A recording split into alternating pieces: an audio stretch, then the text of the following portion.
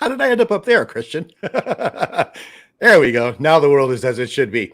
I tell you what, guys, Darth Vader, Princess Leia, Alderaan, you name it, we got everything in this final episode in this season. But let's get into this.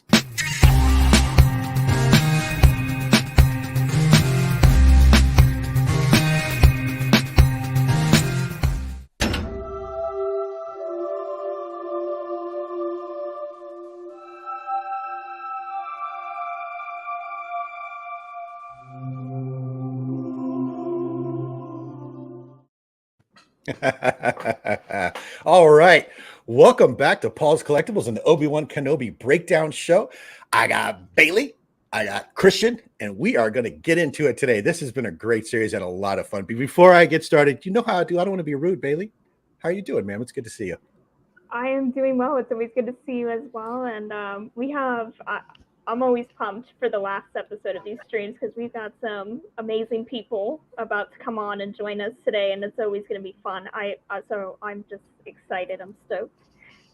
Absolutely. These are some of my fun episodes too, to see all the different opinions. Christian, it's good to see you as always, sir. Snappy hat, sexy shirt. How you doing, sir? I'm very well, thank you. Yeah, rocking the shirt. Yeah, I'm good. Same as Bailey. I'm really excited to hear other opinions today. We've got some great people on, and yeah, I'm kind of sad really that this has come to an end really, but at the same time I'm kind of pleased because it's been short and sweet as opposed to boring and protracted. Bad batch. Anyway, woo, that was a slog, Bailey. I tell you what. That was an entire summer. Yeah, it was. Oh my God. It was a year ago too, as you pointed out. It doesn't seem like that long ago. Well, as you guys in the chat and are watching us on the replay have heard these two mentioned today, obviously we're doing something special. This is our series finale show. I'm going to have Bailey and Christian talk about the show and the series as a whole, probably for about a half an hour or so. And then we have 6 excellent guests that are going to come on one at a time, and we're going to put them through the ringer and see what they thought about the show as well. We got all kinds of personalities, and you'll also notice that we had the show this time of the day because we wanted to include Christian. So most of our guests are going to have an accent as well, even the ones that are in the United States. So, We literally have one American accent coming on today. Right. One American accent. Yes. Well, everybody has an accent, Christian. I think it's just a matter of what kind. You have whatever part of the island you're from accent over there. There's like 500 accents inside of 10 square miles over there, you guys. We're good so long as you don't try and do any of them. I do a great Australian accent. You can even ask Gianni, okay? Oh, the chat is already hopping, you guys. We got Matt from Matt's Collection. Shanti's here today. It's good to see you. KC, always a pleasure. There's Papa Gord dropped by. Thank you, sir. G-Force, good to see you. We got Hoppy. There's Jonathan. You know he wasn't going to miss the opportunity to give you a hard time one last time, Christian. Oh, coming on down. Wow, it's out of control. There's Michael Hendrickson. There's Josh. Thank you, Shanti. His name is Christian. I'm going to try and say Christian this entire last episode. Yeah. Rolando is here. Good to see you, man. Sean Wilderum, it's been with us the entire time. It's always good to see you, sir. And one of my favorite names to say, Evan Gregoire. Love it. Sounds like a hockey player. He's got a hockey thing there. That's why I was able to put 2 and 2 together there. Dino, always good to see you, brother. Geek Strong in the house. Matt, he got his internet working just in time. He's got his priorities straight. He knows. Get your internet and get on here, buddy. Exactly. And then Matthew. That's a good. Can't wait to hear your thoughts on 5E and the end. Absolutely. But with that, you guys, thank you for joining us. If you're catching us on the replay, we greatly appreciate it. But we're kind of got to get right into this because I'm limiting these guys to a half hour to talk about the show so we can start getting our guests on. But Christian, you're the guest. I'd like to start with you if you don't mind. And I just want to kind of, this season finale. Come on, man. It was awesome. But the season finale and the series as a whole, what are some of the thoughts and where's your headspace at on this one? I loved it. I was really honest with you guys when we first went into it in our sort of primer. I tried to sort of clear my head, forget everything that had come before, just go into this, eyes wide open, embrace whatever happens and try and go along for the ride. And I've really, really enjoyed it. I was hoping that we would have some sort of a Rogue One vibe, insofar as we'd have some serious jeopardy, we'd have some harsh decisions to make and all the rest of it. And we got that by the bucket load and some. I was hoping that we'd have some interesting storylines, obviously, and some interesting characters as well, because, you know, we know Kenobi. We knew Kenobi would be in this. That was kind of it. There was hints that Luke was going to be in it. There was no hint that Leia was going to be in it. It was just such a ride, you know, and every episode I was excited. There was no point where I was like, I was so excited for everything that was coming. And yesterday's episode was a perfect ending to this story for me. And I've got to be honest, guys, I'm really hoping that they go no further with it, because I think it was perfect. I really do. What was quite nice was they did a couple of things where they've sort of left loose ends. And I really hope that they're left like that and we're just left to the imagination. You know, Ice Cube's son, O'Shea Jackson's character, he's behaving like, you know, a leader, if you will. So who knows where he ends up, unless, you know, Bailey's going to say, well, he's actually this character that turns up. And, you know, right, yeah. And of course, Reva, you know, she's probably been the most talked. Well, no, Leia's been the most talked about character. Reva's second most talked about character. I personally loved her. Obviously, I had my sort of concerns at the very beginning, but that changed. And I love the fact that we didn't sort of see her walk off into the sunset. We've sort of left her completing her arc, and it's not that I don't care where she goes, it's that I like the idea that I can decide where she goes and what she does with her life, you know. And I'm going to let Bailey do some talking. Remember, not sure what he was going to talk about, Bailey, remember? Bailey, I watched this episode thinking to myself, and my wife actually stayed up and watched it with me because we caught it right when it populated at midnight. And she kept checking the phone. She's like, Bailey's active on Facebook. She's watching it right now. I said, yeah, she's probably excited as heck. What did you think of the last episode in the season as a whole, ma'am? I'm happy, guys. This has been such a blast for me. I honestly, you know, as much as I liked Rogue One and, you know, some of the other like recent stuff, I don't think I've been this happy and excited about Star Wars since like Revenge of the Sith all those years ago when I was a little girl. So this show has done such a brilliant job for me, just incorporating just elements of these two eras of Star Wars that I love, like the originals, and then you have like the prequels. I'm happy. There was not a single moment, like Christian was saying, where I was like, I don't like this, or this is the most removed I've been from social media in regards with this show, and I think that was the best choice for me, is I got to truly enjoy something without other people kind of getting in the way of that. Like I didn't do any theories. I've just kind of stayed off. The only time I talked about the show or heard other opinions is doing this and other people, you know, off screen. But I'm happy. I could not be more pleased, and I think this is the best new Star Wars content we've gotten in a very long time. So I'm happy. Nice. I could not. It was a perfect ending, as you guys said. I am so hoping they don't do anything else with this. I don't want a season 2. I said that even before this episode came out. The ending was so perfect, and I love the freedom, as Christian was saying. I like having ambiguity. Yeah, like I like it. Yeah, there you go. I like deciding where people go, and they just. I could not have done it better myself. I have no complaints, and that's a good thing. So I'm happy. Nice. So really quick, once again, Collecting with Cool with the $5 super chat. Get that hyperdrive going, Ben. Thank you so much, man. I really appreciate it. It's so cool. You know that one time it happened, Bailey, and I had no idea how it had gotten turned on, but I figured it out, and I know where the money's going now, right back into the channel. But thank you so much, CWC. I really appreciate that. But you guys kind of answered a question that I was going to impromptu hit you with. Just for the fun of it, because I told you what I was going to ask you, but you both have already answered it. So really quick, right back to you, Bailey, just to reiterate, you're cool with the way this ended. They wrapped it up. They left it exactly where they needed to be. We don't need a second season. Is that what you're saying? No, please no.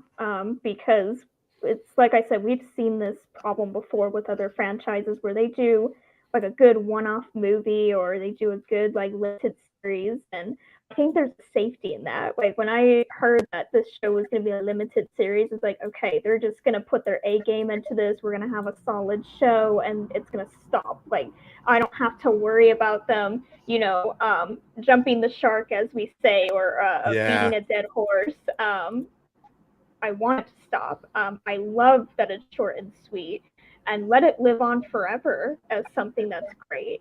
Don't stretch it, and it can get ridiculous when you stretch it, especially with these characters that we're dealing with. There's only so much you can do with Obi-Wan in isolation. Like he should be in isolation. So yeah, no, please don't ruin a good thing. All good things come to an end. As much as it's bittersweet, it's like, just leave it alone. Like they did a good job, and it should stay that way. Please, I don't want them to do it just because they know they can make money off of it. I wanted to leave it alone. Real quick, Shanti, at the end of the day, this was better than Boba Fett. Well, yeah, that would just be like being valedictorian of summer school at this point. Yeah, but that is a good point. Yeah. Christian, to Bailey's point, she said something that kind of just stuck with me, and I'd like for you to expound on your answer as well, because you agree with her. But she said, let this, in some fashion, let it live on into perpetuity. Let's just leave it here and let it stand on its own. Are you of that mind as well, Christian? Did they do it right here? Let's just leave it alone and walk away. 100%. Yeah, absolutely. I think I said in that initial primer that we know how this is going to start. We know how this is going to end.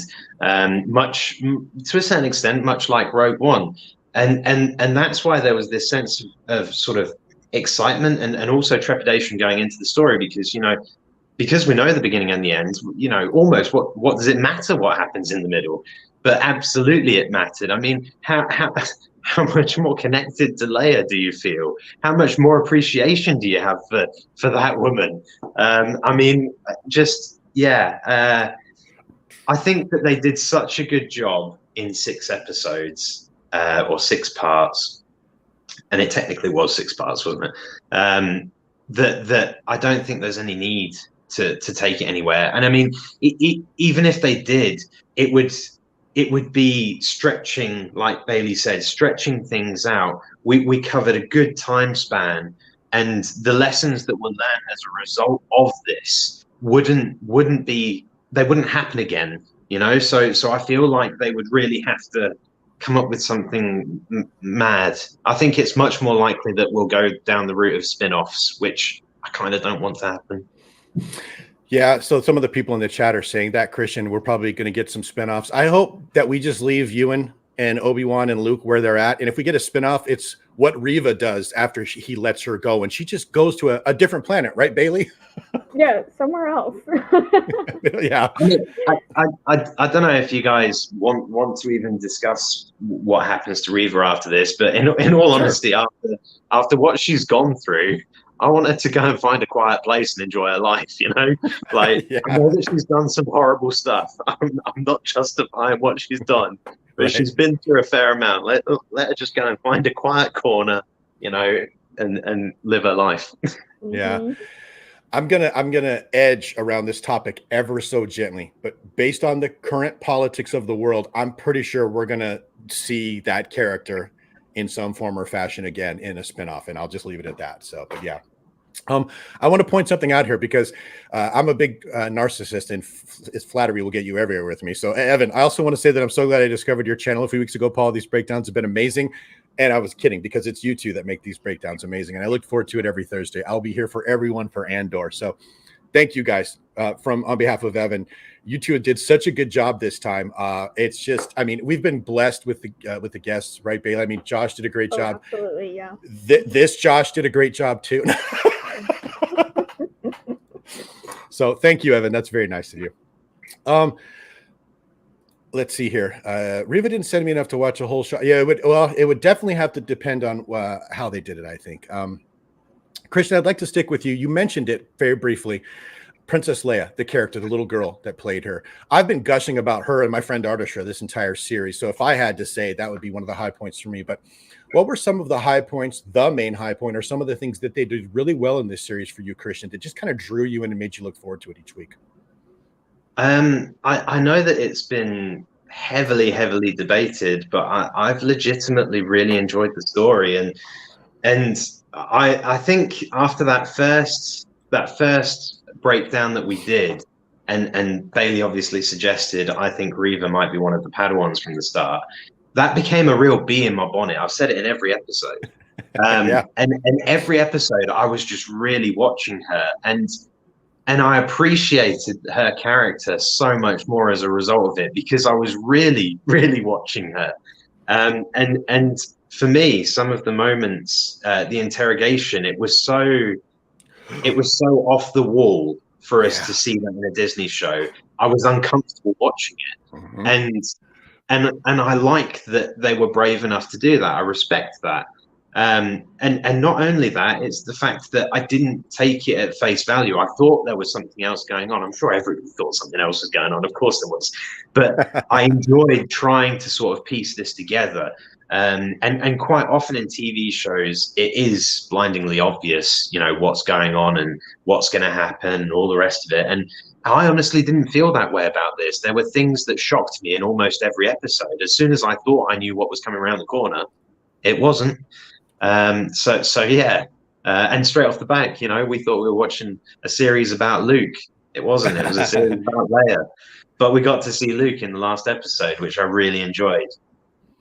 Talking about this is how you do teaser trailers, right? We got to see what the series is going to look like, kind of a little bit about what it's going to be about, but there was absolutely no spoilers because none of the trailers had anything to do with what we got. It was so awesome.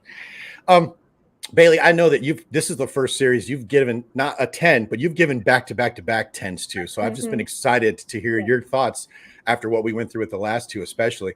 But what are some high points for you, some highlights about this series that really brought you back, that really drew you in, that you loved?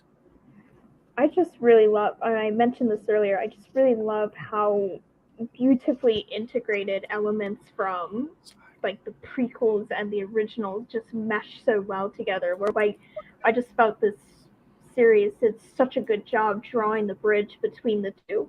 And the character development, now this is something I was very nitpicky with the previous shows we did. The character development in the show is excellent. How they did Obi-Wan, starting from where he was in the first part, the last part, brilliant. Just little by little, we are just seeing this man process his trauma, process his grief, and then becoming the Jedi he needs to be, of course, in order to communicate with, Qui-Gon. I just thought it was great what they did with everybody. And another thing, not too long, okay? We got guests going on, so don't Josh is trying to cause problems. Yeah, love you, Josh. Oh my God, go Bailey. Sorry. But I just love how another thing that I've been having issue with the previous shows is the characters that we just see briefly, like these new people coming in. This show has done such a brilliant job. I care about them. I'm invested in them. And when they go, like Tala and the droid, I think Ned 8, I think was his name. Yeah. When they went down, it hurt. And they weren't, on screen for a very long time. So I think this whoever wrote this show, whoever did it, they really did their homework, and it was beautiful from start to finish. And the character development is on point with everybody. I never thought once that anyone was acting out of character. I never thought, it was just great. And this show did a really good job with the engagement. I think Reva is a perfect example of that. Is nobody knew what to think of her in the beginning, but she just kind of evolved over a series, and that's exactly what you should see, especially with people we don't know, like so I just think they did a brilliant job with that. And I think props to Deborah Chow. These action scenes and like the aesthetics of the show were beautiful. It was great. I've got nothing to complain about. The things that I had issue with in the previous two shows weren't an issue in this show, and I think that was a high for me. Is I didn't have to sit there and be like, why isn't this not feeling right, or like get on with it. Like everything meant something, and that's very hard to achieve, I think. Agree. Wow. Kristen, let's go back over to you. Okay. I know that we talked about some things and you helped me get through them where I was like, oh my God, really? It's him and stuff. Not that that's going to be yours, but was there anything when you were watching this show where you're thinking to yourself, oh, this is awesome. However, they could have improved or changed this, or I didn't really like that. Was there even anything in this series? And if so, what was it? I mean, I think constructive criticism is really important. And I Agreed. feel really bad because I struggle with this. Yeah, there were some moments whereby there was suspended. What's the phrase?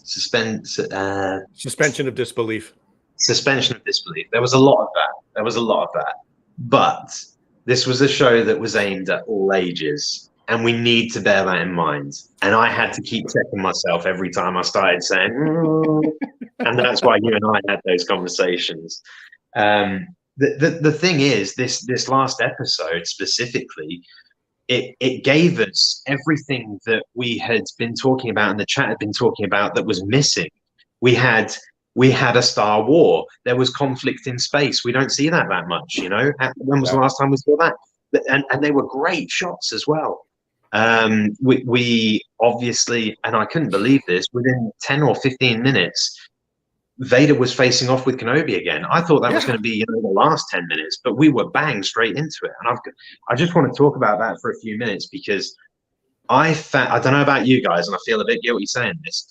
I felt emotional for Vader initially because initially when Obi-Wan starts to sort of, really take over control, my missus turned around to me and she was like, this is what it should have been like when they first saw each other. And I turned around to her and I literally said, he can fly, he can fight, and he can crow.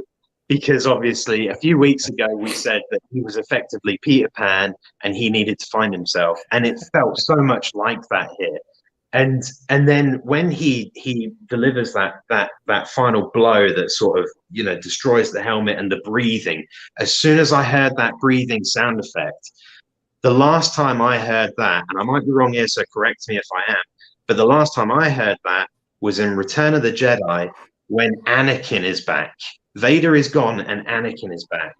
So for me, this was almost like a bookend in reverse, that this was us losing Anakin entirely. And I totally appreciate we've just watched a season where he has killed children, he has killed innocent people, all sorts of people. But that moment, and I don't know if you guys saw, but when there was that emotional sort of exchange in dialogue, it was all blue lightsaber reflected on him.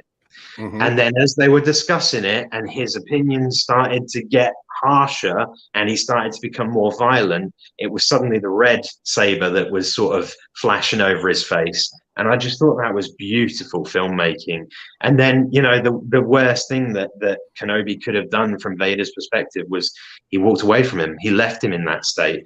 And they did that beautiful shot from above where Kenobi walks out of shot and he is isolated on his own. And then they do a shot of the whole planet and Kenobi leaving. And it was just this whole idea that is it now. Anakin is gone. And I just thought that was really brilliant filmmaking. I wholeheartedly agree with you because we were worried about some plot holes about some things he says in A New Hope, and it didn't feel forced or rushed to me in any fashion. He calls him Darth at the end because his friend Anakin is truly dead, and that's why he calls him Darth. We know that's not the reason in A New Hope in 1978, but now that becomes the reason why he calls him Darth. And it was brilliant, Christian. I totally agree with you. We're supposed to be talking about bad things. We can't even pick up any bad things. We're right back to cool I'm sorry. No, it's okay. It's so refreshing to have this happen. Bailey, I don't think you're going to be able to come up with anything. So if not, pick something that you just loved. But was there anything that just kind of made you cringe a little bit? And you're like, I wish they hadn't done that? Honestly, guys, the only thing that has made me cringe through this entire ride is like some of the fandom responses to things, and I won't get into what for the sake of time, but like I said, this is the first time I've truly had to remove myself from social media because I don't think there's nothing's gonna rain on your parade faster than when you're enjoying something and you're on a high and then you get on something and then people are just trashing or like just being really mean to people, and that just really just like makes it not as enjoyable. So I think that's the only thing I can say is I don't any flaws in the show to me is just nitpicking. and there are flaws in everything. I mean, I could probably do a whole go back to the original movies. There are little flaws in Scooby Doo, and like, you know, like, can we talk about the Luke Skywalker kick in episode 6 where the foot doesn't even connect with the guy's face? I mean, it is what it is. We just laugh it off and we just enjoy it. So no, I can't say anything that they can improve.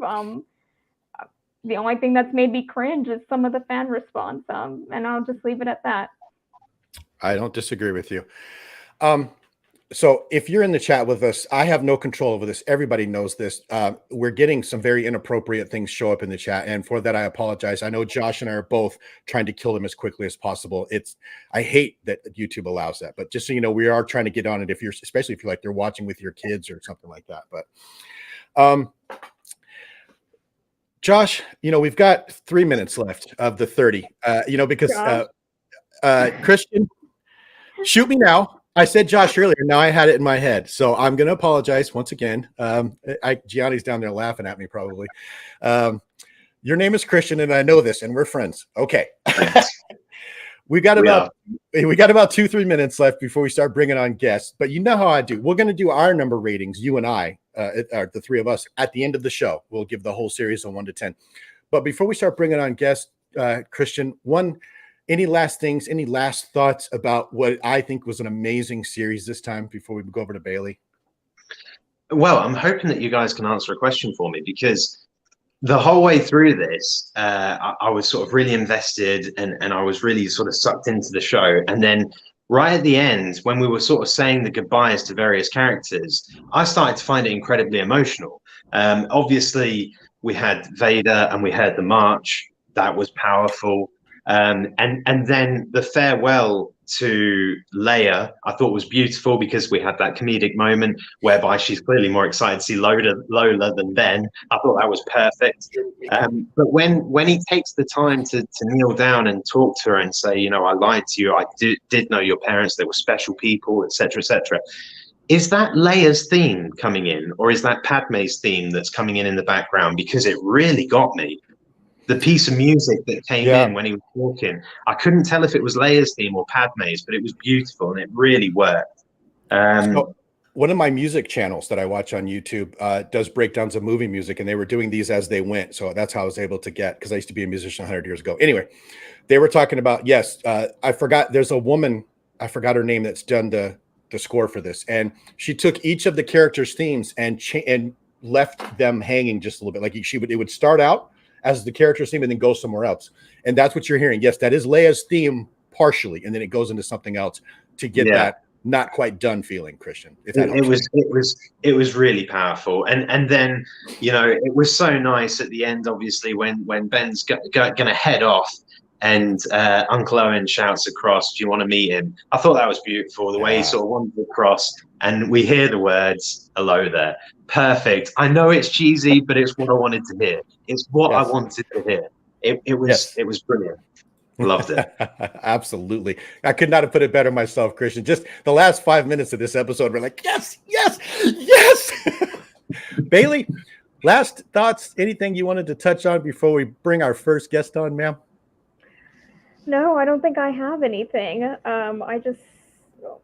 Final thoughts. I love this show, and it's definitely going to be a show I'm going to be talking about probably for the rest of my life. And I'm sure it's definitely a show I'll rewatch, and maybe I'll notice things that I didn't get to notice before. And it's going to be a timeless show. So yeah, I'm pleased, and I can't wait to hear what everyone else thinks. Absolutely. And I tell you what, I am so glad, Christian, because as I mentioned, Bailey has Kenobi tattooed to her arm. If this show was terrible, I was going to have to move to a different state, because Bailey was going to tornado and just tear the whole state down. It's going to be awesome. But those are some great thoughts, you guys. It's been a pleasure having you on, Christian. Thank you so much for being our guest this time. You did such a good job.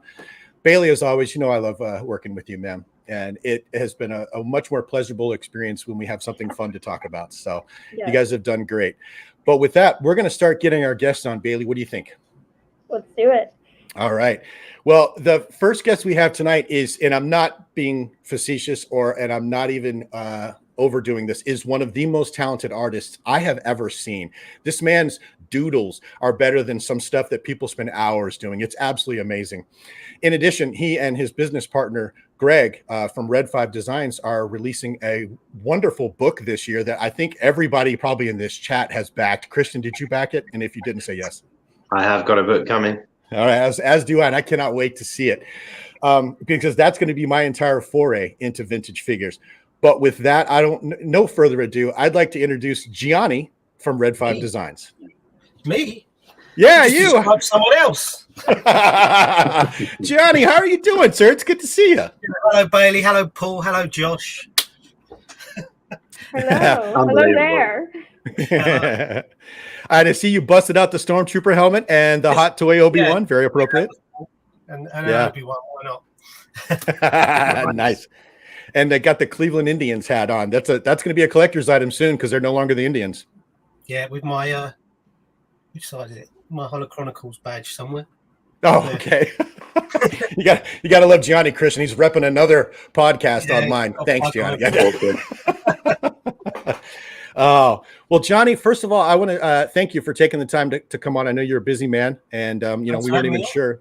Yeah, I would have had it no other way. You've supported us through this whole show. You've been in the comments, and I wanted to thank you for that too. So I jumped at the chance to grab. You were the first person that I suggested we grab. So thanks. Thanks very much. Yeah. So Johnny, as we talked about in the Twitter chat that we went back and forth on, I have some questions for you. And just like I did these guys, I was wondering if you could give me like your overall thoughts on the series, good or bad, because bad is accepted here, just so you know, and what you thought, especially about the final season finale and the series as a whole. Yeah, I think overall I enjoyed it. I thought it was a good series, and I thought there was a lot of visual sort of treats for us throughout the. I tend to look at more that sort of side of it, the artistic side and everything. So, where they got the dark scenes with the lightsabers and stuff like that, and the way they shot the Vader and Kenobi fight at the end, I just thought that looked really good. I like that scene also where Leia was tied up on the torture chair, if you like, and then just the lightsabers lit up and sort of lit the room up, and little visual things like that. But yeah, overall I enjoyed it. I was sort of a bit trepidatious about it when after Book of Boba Fett, because I thought there was a few flaws in that, but a few flaws. Yeah. But no, I thought it was a good series, and I thought it was well done. I thought the young girl that played Leia was sort of perfect in terms of getting her character across, and a young Leia and everything like that. So I thought it was good. So is it safe to say, Johnny, that you're walking away with this with the metaphorical, you got a good taste in your mouth? This is something you could talk about and be happy that you saw? Yeah, I'm always happy for a bit more Star Wars. So, I don't tend to get too sort of worked up about things that I'm not too keen on. There's always something in Star Wars that you're not too keen on, isn't there? So you've got to learn to live with that, and cheesy scripts and things like that. And stuff, it's sort of all part of the experience, really. So yeah, I think it's going in a good way at the moment. Good. Well, that was one of the impromptu questions that I had for these guys, because I was thinking about this at the end of this episode as well. So I'll ask you, and I didn't warn you about this question, but do you think that they've wrapped it up nicely here and should just walk away with a win there, Gianni? Or would you like them to see another season of Kenobi in some fashion? I think that's always a tricky thing to do, really. I think if it's gone well and it's been, received well, then it's always a gamble to sort of take it further. And especially if they didn't have plans to do that. If they had a plan to have it as one series, then they should keep it as one series. Because otherwise, I think you've got to write that series thinking ahead and thinking about where it's going to go. So it all depends on how how they're approaching it themselves. But that's why I think it's always a bit tricky to do something like that. I mean, I can, there's other things coming up. So, that's going to whet my appetite enough. So, I don't feel the desire to see more Kenobi. I want to see some of the other stuff as well. So if they just walked away with where they've left it with Kenobi, you'd be cool with that? Yeah, I'd be satisfied with that, because, Luke and Leia are left in a, you could see them sort of living out up until A New Hope in the way that they've been left, so I'm quite comfortable with that. Nice. Or Rogue One even. Rogue Yeah. One, right, Yeah. We got Andor coming up too, that same time frame. yeah. So as you saw, Gianni, the three of us pretty much enjoyed every aspect of this show with very minimal deviation from that. But if you had to pick one or a couple of things that, well, while you were watching this, you just thought to yourself, yeah, that's going to keep me coming back. What was kind of like your favorite part of this series, or what kept you coming back and excited? I mean, I know it was the last thing, but I think the Vader fight with Kenobi was good because you saw different fighting styles in a way as well. You know, like when he used the rocks to sweep his legs and things like that. You know, using the force, they use the force a lot more, whereas they tend to just be lightsaber fights with the odd sort of force push and everything like that. But they utilize the force a bit more, and you know that's what you want to see. You want to sort of see stuff that's a little bit new and that you've not experienced before in Star Wars, and I thought that did it really well. And you know, seeing Vader with half his mask cracked off, we've only seen that as a CGI, you know, in the animation series and that. So yeah, things like that really. Nice. I agree. That last scene with him cutting the helmet, that's going to stick. I'm going to go back downstairs when we're done and watch that again, Gianni. That was so good. Yeah. As you mentioned, Gianni, and you kind of have an eye for this kind of thing because, you know, obviously you're an artist. Christian, although he won't admit it, he's an artist as well, and he's done some films. Artist, yes, he is. You know, you're not quite as good of an artist as he is, Gianni, but you're like a close second, I think. I'll be happy with that. Yeah, but was there anything throughout this series where you were watching? Because I admit there was for me, even though I loved it, that you just like, oh man, I don't know if what was your thing or things? There was the stormtroopers who drowned very quickly, and the fact that the doors shut and there was no water managed to come through them doors. They're just little details like that, but you know, I can brush over that. Also, the four-legged man in a trench coat, I thought too keen on really. I thought that was a little bit daft, but you know, it's a little bit. I don't know, it reminded me of some sort of old English comedy sketch or something like that. You know? Yeah. Somebody said it was like Charlie Chaplin-esque, or so it was like something from the 30s or something, right? Yeah. Yeah, Buster Keaton or something. Yeah. Well, and you saw it sounds like you and I had the same problems because I pay close attention to the stormtroopers and stuff like that. And Josh kind of had to, Christian, I did that one on purpose. Christian. I'm sorry. Christian had to kind of walk me through it and go, remember, this is also for kids, and kids will find this kind of funny. And I'm like, all right, fair enough.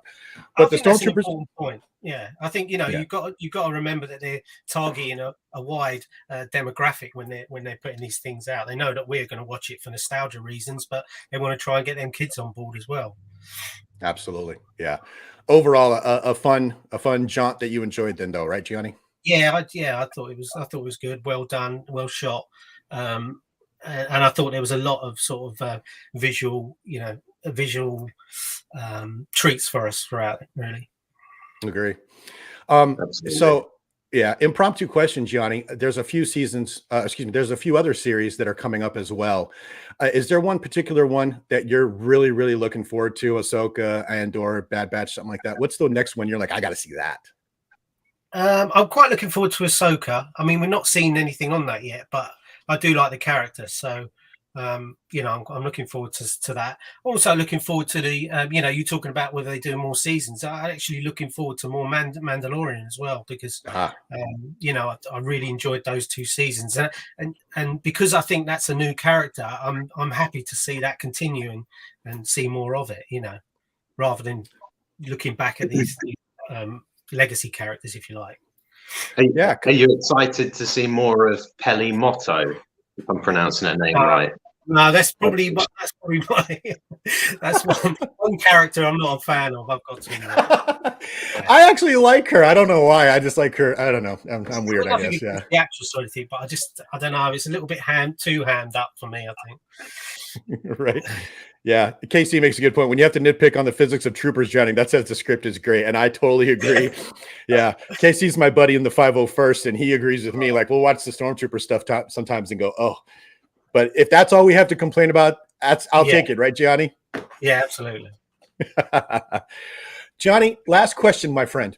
If you had to give this entire season or this entire series, if they don't do a second season, a 1 to 10 on that scale, where are you at, sir? I'm probably at about 7.5. Oh, okay, 7.5. That's quite high for me. So I'd say. Okay, all right, yeah. I'd go for that. Okay, but overall, like we said, it was a good time. Yeah, I mean, I enjoyed it. I sat down and watched it with my son and that, and he enjoyed it too. So I think it's been quite a successful series, really. Agree. And you said something when we were going back and forth that I thought was really cool. And you're like, Paul, I'd love to come do the show, but I watch it with my son, and I want to watch it with my son before I come on. And I think that says a lot right there. This is something that generations, as Bailey has mentioned, can watch together. And it was very cool, Gianni. Yeah, it'd give me grief if I watched it without him. So got no Good for choice. him. But yeah, it's a nice thing to do, isn't it? Yeah, absolutely. Johnny, I want to thank you again for coming on briefly. I know, like I said, you got a lot going on. All of us are looking forward to your book. If you want to. Not long now, it's in print, so it's been a long old slog, but we're getting there. Fair enough. So worth it. Yeah, absolutely. It is a process. It's a tedious process. Yeah. That's right. Yeah. Bailey. Yeah, absolutely. Yeah, Bailey's been published as well. So yeah. Before I slide you on out of here, Johnny, and get our next guest on, is there anything else you wanted to add, you wanted to say, or tell me to, shut my mouth or whatever? No, I'm honored that you asked me to come on. Really, I've enjoyed it. It's nice meeting new people, and I look forward to maybe doing some more. Absolutely. Well, I thank you for being in the chat almost every episode. And I'm the one who's honored because you're legendary in the community as far as being an artist is concerned. I'm sitting on this side. I know this for a fact. So, but thank you once again. I really appreciate having you. Right. Well, thanks very much. All right. Well, with that, I'm going to slide you on out of here, Johnny, so we can get our next guest. Sure. Cool. Ta-ra. Bye, everyone. Cheers, Greg. Take care. Greg. Shut up, Josh. Bye, Bailey. Bye, George. Bye, Johnny. Bye, Johnny.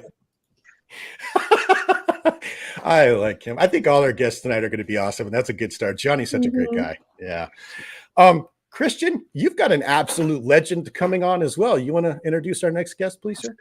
Yeah, well, I mean, I've got a little bit of bad news because we tried to get the star of this channel, but he was unavailable, so we had to settle for his dad. And who might that be, my friend? We've got Tim from Bosk's Bounty. Timmy! Good to see you, brother. How you doing, man? I'm good, mate. How are you? Good. Christian, we tried to get the star. He's just cruising, ain't he, man? He's just getting me back. So when I had him on my live stream, we were absolutely ripping into him the whole time. So he's been waiting for this opportunity. Yeah, you guys did the March Madness thing or whatever, and every time he said something, your response was, "Well, it doesn't matter, does it, Christian?" I was like, wow. I was like, you guys are just tough on a brother. Pretty much, yeah. Literally shut down. He's a good sport. So nice. Anyway, hello, Bailey. Nice to meet you. And hi, Christian. Tim. Nice to meet you too. Yeah, good. Christian, it's all yours. Of course, everybody's going to come on my live stream and with the Holochronicles stuff. So he's got the Holochronicles hat too. Luckily, I love those guys. Yeah, I'm going to have to send Tim a hat now so he can go on the Holochronicles show with my hat on. So this is it. Well, you'll have a Holochronicles hat too as well soon. Yeah, he actually got a hold of me and said he's going to send it. So he finally relented, Christian. Awesome. Anyway, cool. Christian, what are your connection problems? Yeah, really sorry. Connection. My thoughts. Yeah, sorry if I've just had to open the door in case I've got Wi-Fi problems. Sorry, I haven't got the cable, so I do apologise if I break up. You have to let me know. But my overall thoughts is, I actually really enjoyed it in the end. There was a few times throughout I was a little bit worried about it, but in general, I thought it was really good. Yeah, by comparison to, say, Book of Boba Fett? Oh, yeah, it smashes Book of Boba Fett out of the park, yeah. Yeah, so I'll give you my scores at the end, but yeah. Okay. So did you enjoy, any particular episode more than any other? Was there anything in particular that you liked, storyline-wise? I think the final 3 episodes, or basically the back end of the series, was stronger than the first because you're just getting to grips with it. It's building the story up and all that kind of thing. Yeah, this is it. And specifically, the penultimate and the last episode were by far the best in my opinion. The finale was amazing. As I say, I was a little bit worried because there's certain lines in A New Hope, and when you've grown up with that movie and watched it as many times as I have, and I'm sure as you have, you kind of think you don't really want to be messing around with that too much. And there are some things that happened in it which I'm still not too sure about, but it's probably just head canon, and I'm just whatever, just enjoy it. And as Gianni said there, I watched it with my son. He absolutely loved it. And yeah, we enjoyed it together. So that's surely what it's all about. Yeah, exactly. You can, as you were saying, it's got to be aimed at the next generation as well as us. We can moan about it all we like, but so long as the kids really enjoy it, and then they'll become fans, won't they? So exactly that, yeah. And it's like Gianni was just saying about how it was great to see that conflict between Kenobi and Vader, and it was so energetic, wasn't it? Like, rocks flying around, everything, and I mean, did you feel content? Are you happy with what we got as far as that was concerned? Oh yeah. I mean, the way Kathleen Kennedy was bigging it up, I thought that actually it'd be like quite a much longer fight, because obviously the one in Revenge of the Sith is really long, isn't it? Mm-hmm. So I just think they got it just right. And as you were saying, to get it to start within about minute 12 or something of the episode, I was like, oh, here we go. We're on for something here. But the best part of that for me was when the mask broke. And they absolutely nailed the voice of Vader. Yeah. And then it cracks out and you got Anakin, and then it cracked back in when he said Obi-Wan. Oh, it's just, they nailed that. Like, that was like the best thing for me. I was buzzing when they did that. The way that the light sort of changed your appreciation for his appearance as well. There were shots where he literally didn't even resemble a human being anymore. He looked almost animalistic. Like, yeah, I thought it was fantastic. So when considering the show overall, what would you think, if you could change anything, what would you change?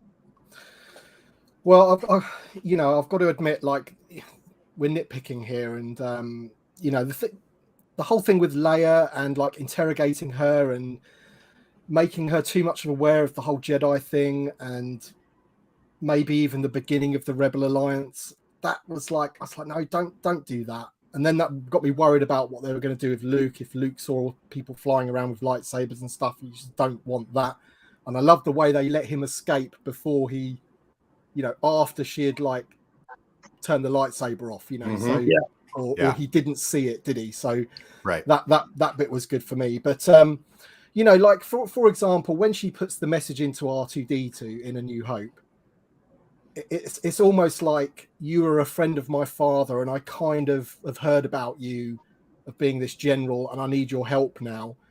Whereas now it's kind of like, do you remember when you saved my life when I was 10, sort of thing? It's those little things that I wish maybe they had kept away from, but they went there, and it's fine.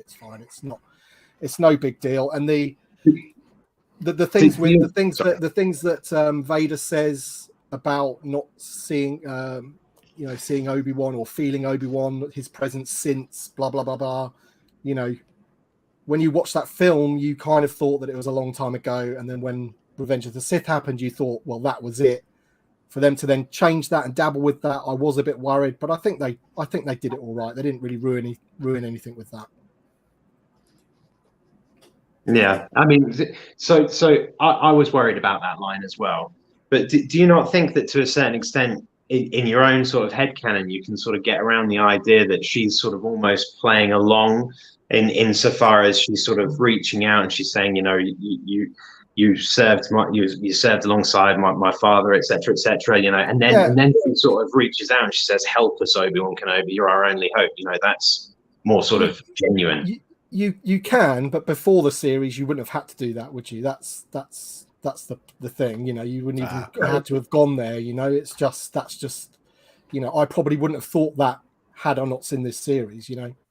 So you're kind of having to, you're almost having to not make excuses, but you're almost having to sort of create things in your head to explain what's happened in the show. But as I say, these things are quite small. They're not. They didn't do anything to ruin it for me. So okay, so just because I know time is precious, but just taking that last little comment that you've made there, would you rather the show hadn't been made, or are you happy that it was made? No, I was buzzing. Like when Obi-Wan was announced, I was buzzing for it. I thought they could really do something with that. I was. It's not what I expected it was in terms of story. I thought it would be, you know, Obi-Wan having some adventures like away, some other threat or something, which, you know, maybe he's got to go somewhere else to get the threat away from Luke or whatever. You know, I didn't really think it would be about Leia. And then when Leia was in it a lot, then I was getting a bit worried. But as I say, it didn't go there for me, so that was all right. But no, I'm pleased it was made. It was really good. In the end, it was really good. First couple of episodes, I was a bit, is this good? Is this going to go Boba Fett way? You know, it's like, Yeah. you know, It's always nerve-wracking. in the first episode, was I a little bit bored? Maybe, I don't know. No, but it certainly took off as it went. You know.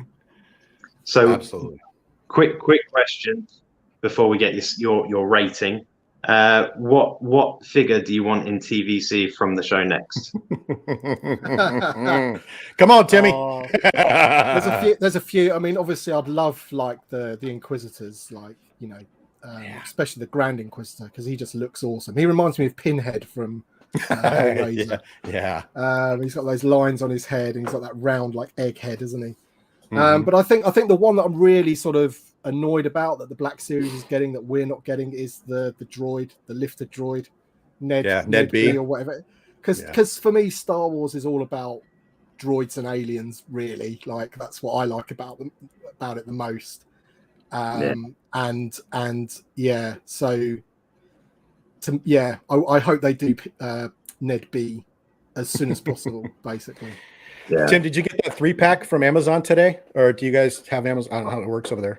Yeah, I managed to order it from Amazon US because it hasn't come up on UK yet. So with the exchange rate, when you add on postage, it's not actually that much different. So okay. I got mine. because I think over here on In Demand Toys they've got import stock for like £57, I think it is, and I think it converts US dollars wise to like £41. So that if you add on the shipping, which Amazon's quite reasonable with from the States, I just did it through there. Oh, cool. Yeah, I was shocked. I got on an hour after it went live and it was still available. So I went ahead and picked it up. I thought they'd be all gone. I think they've learned their lessons from the Bad Batch one, haven't they? Yeah. Exactly. Sorry, Christian, I didn't mean to interrupt. It's all good. So yeah, I mean, what's your star rating, 1 to 10, for the show overall? Okay, so overall, the show gets a 7.5 out of 10. I'm with Gianni on it. And just to give you some context, Mandalorian would be a 9. Book of Boba Fett would be a 4. So, Negative 4. Yeah, it was. Yeah, Book of Boba Fett. Yeah, I mean, like some of the writing in this show were questionable, and I heard you talking about, you know, the unbelievable happening and things like that, and I just think that they could have avoided that sort of thing. I don't agree that it being for kids is necessarily an excuse for just poor writing. When, like, for example, when the stormtroopers are outside that blast door and they've got a massive heavy cannon and they're shooting the door, and then Reva just sticks her lightsaber and does that. Like, they're just thinking, well, why did you need all those? You didn't need all that. And it almost makes them. You know what I mean? It is nitpicking. Yeah. But and even my son, who's 9, said, "Oh, how come Reva can survive the lightsaber when Qui-Gon died or whatever?" And it's just like, whatever. I don't know, son.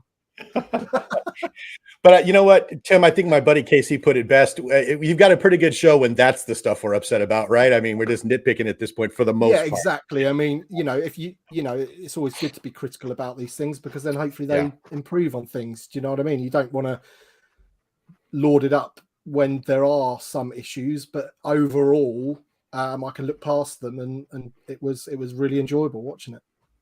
Agree. Fantastic. Tim, on my behalf and on Bailey's behalf, I want to thank you for taking time to come on today. I really appreciate it. I know it's probably a little later and you're probably a busy guy, but thank you so much. I have a great deal of respect for you and what you do on your channel. So thanks for gracing mine briefly. I appreciate it. No, I'm honoured to be asked. So thank you, and thank you, Christian, for asking me. I still think you got me on it just to cane me a bit, but yeah.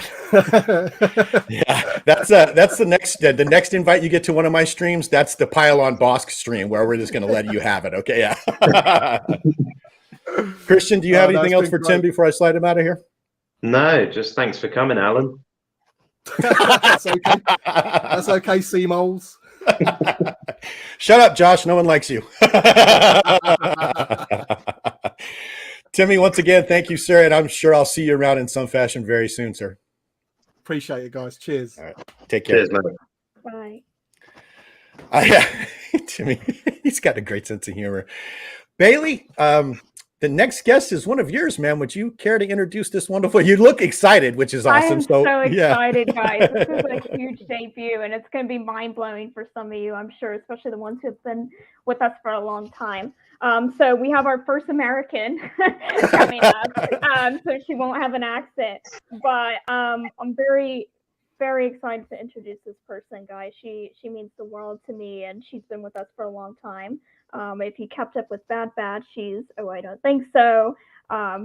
You guys, for the last two shows, know her as Joe Blake Skywalker 43, and you guys seem to have accepted her, and here she is making her debut. She was also my dinner date when I was on vacation, and why I left the show early for the first two episodes. Please welcome Deborah. Deborah! Hi, dear. Hi. How Can are you hear you? us okay? I'm good. Yeah. Well, dearest, I've had the pleasure of watching this show alongside you and hearing your thoughts, as we were going. But for everyone else, what did you think of the finale? Oh, I loved it. I thought the finale pretty much, wrapped everything up perfectly. And for what the show was setting up, like what the buildup was from the prior episodes, it pretty much fulfilled all the arcs that it set up. So I'm very, very satisfied. So specifically, because I know you and we love everything, but what are a couple of things that you thought they did really well in this show? So I thought, for one thing, like the original characters that were introduced were quite really well done, because I think both you and I have had quite the experience of the other Star Wars media with books and stuff, and now original characters can be quite difficult to do. Oh, hi. And especially because Star Wars has established so many beloved characters that a lot of times we just kind of want to get to the characters we care about and not bother with these new people. But this show did really, really well to get us to care about them.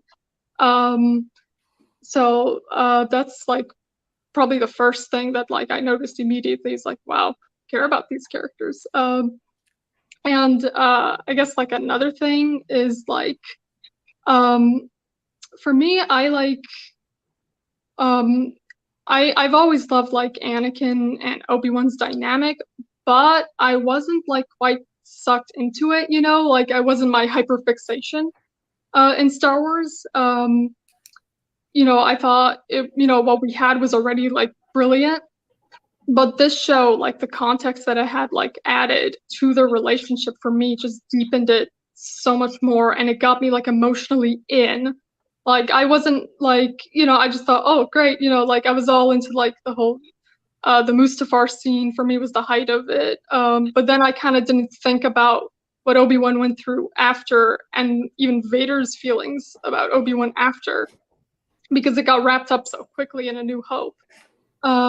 So showing that in between, and that sort of progression of their relationship with mixing in Obi-Wan processing his trauma also, and tying it together, was just really, really brilliant. And I had thought that what's it called? character of Obi-Wan himself was also given so much more depth, because people tend to put him on this pedestal to the point that he's inhumanly good. They don't really think about what he'd been feeling, because we go right to A New Hope and he seems to be all resolved. He knows his feelings about Vader. He knows his feelings about the Empire and what happened to the Jedi.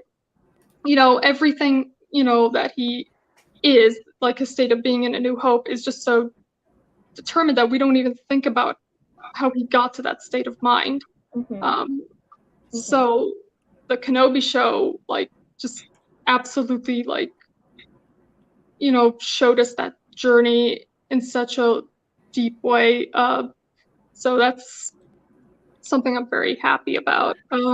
You know, I didn't. Wow, Deborah, it's a shame you didn't put any thought into this. Good Lord. Guys, you I have had to no think idea the prep that this poor girl went to for her paper today. She wrote bullet points. She's like, I don't think I stage fright. I'm like, you're gonna do just fine. Well, everybody was happy to see you, Deborah. You saw all the people saying hi. You're as in-depth about this as Bailey is. I can only imagine what it's like having you two in the same room, which may or may not occur here soon. Wow. Sorry to interrupt, Bailey, but I was like, wow, Deborah, go, girl. Yeah, no, it's no wonder. You can totally not see how we got together, huh?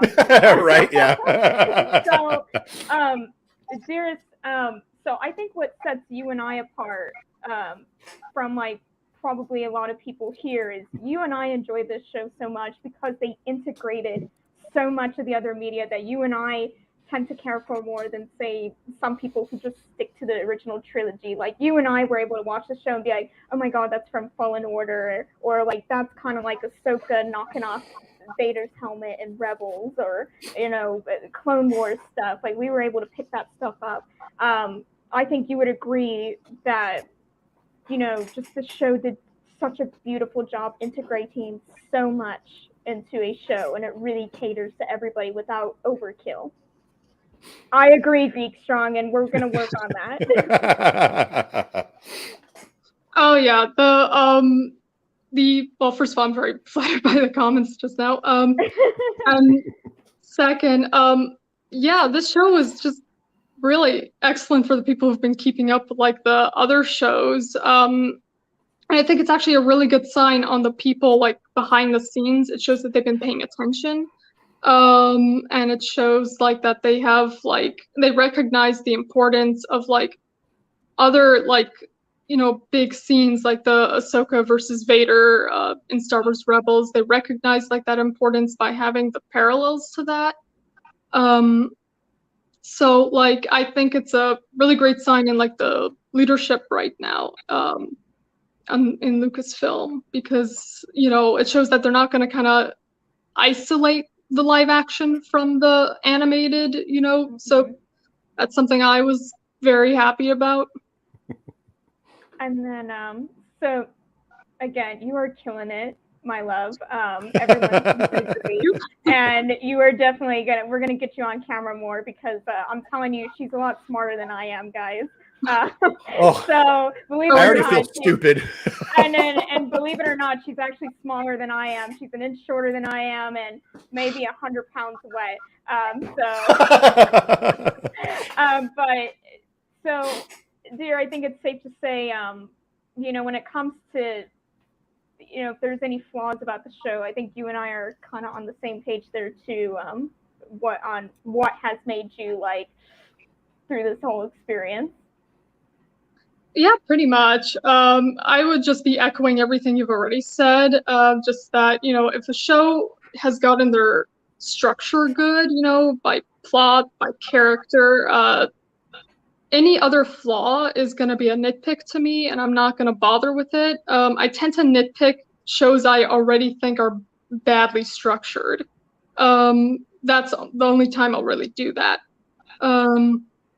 So, like, for me, I don't, you know, I don't see, like, anything, like, that was done wrong in the show. I thought it was spot on, pretty much. You know, exceeded expectations, if anything. All right, and then you would also be on the same level as us in that you don't want them to continue this. You want them to leave them alone. Yeah. Okay. Nice. So then, gathering by what you said, dear, I think it's safe to say that your rating is exceptional too for this show overall. Oh yeah, pretty much. 20 out of 10. I'd give it an infinity if I could. Well, I have to say, Deborah, for someone who was so nervous about being on with us, you are just killing it, and I couldn't be more proud of you just showing yourself on camera after all this time. This is a really full circle moment. The fun fact, guys, she and I kind of got together partially because of this channel, just following me on it. So this is a very full circle moment here of we're going from someone who was just casually watching to now she is here with us. And she might have a future. We might see more of her. I definitely think she has plenty to say on Star Wars. She can put things more eloquently than I can. So, and thank you so much to everybody in the comments being so kind to her. You might have not known her true name until now, but it really warms my heart to see you guys welcome her. So thank you so much. And thank you so much, dear, for joining us. It's been a pleasure, and I'm sure these two can agree with that too. Absolutely. Yes, absolutely. It's nice to finally actually meet you, Deborah, just so you know. It's been great meeting you, Paul and Christian. Just great. Thanks for getting my name right. His name is Josh, yeah. Deborah. His name is Josh. Well, thank you so much again, Deborah, and I'll talk to you soon. Absolutely. Deborah, yeah, I know.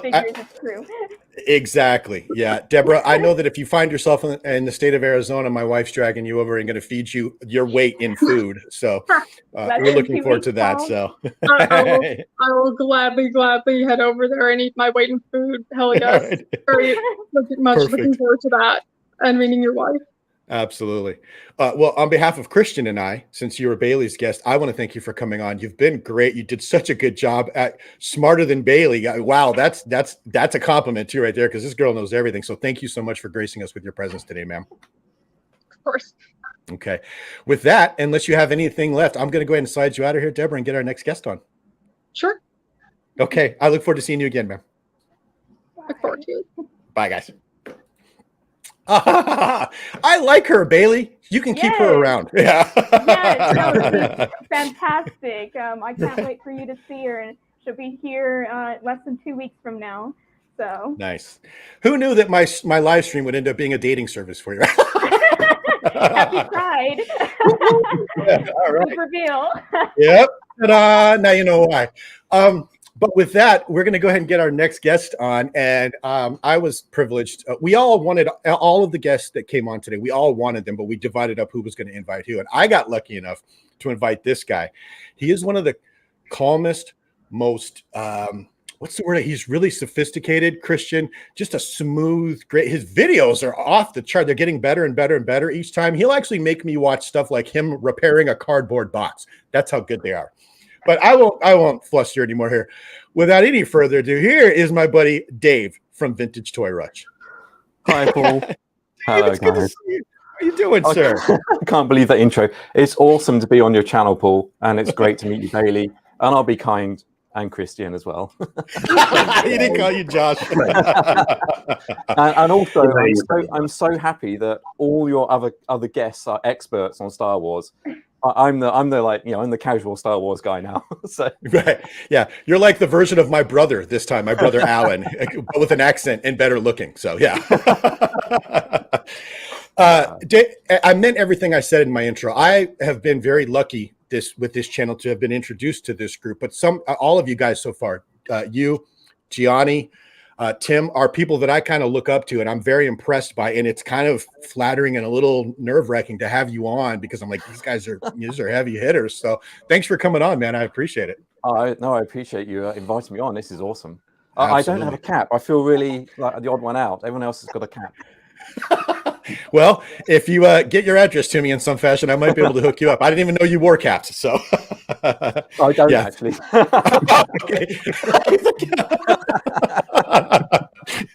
Well, then you don't get a cap, Dave.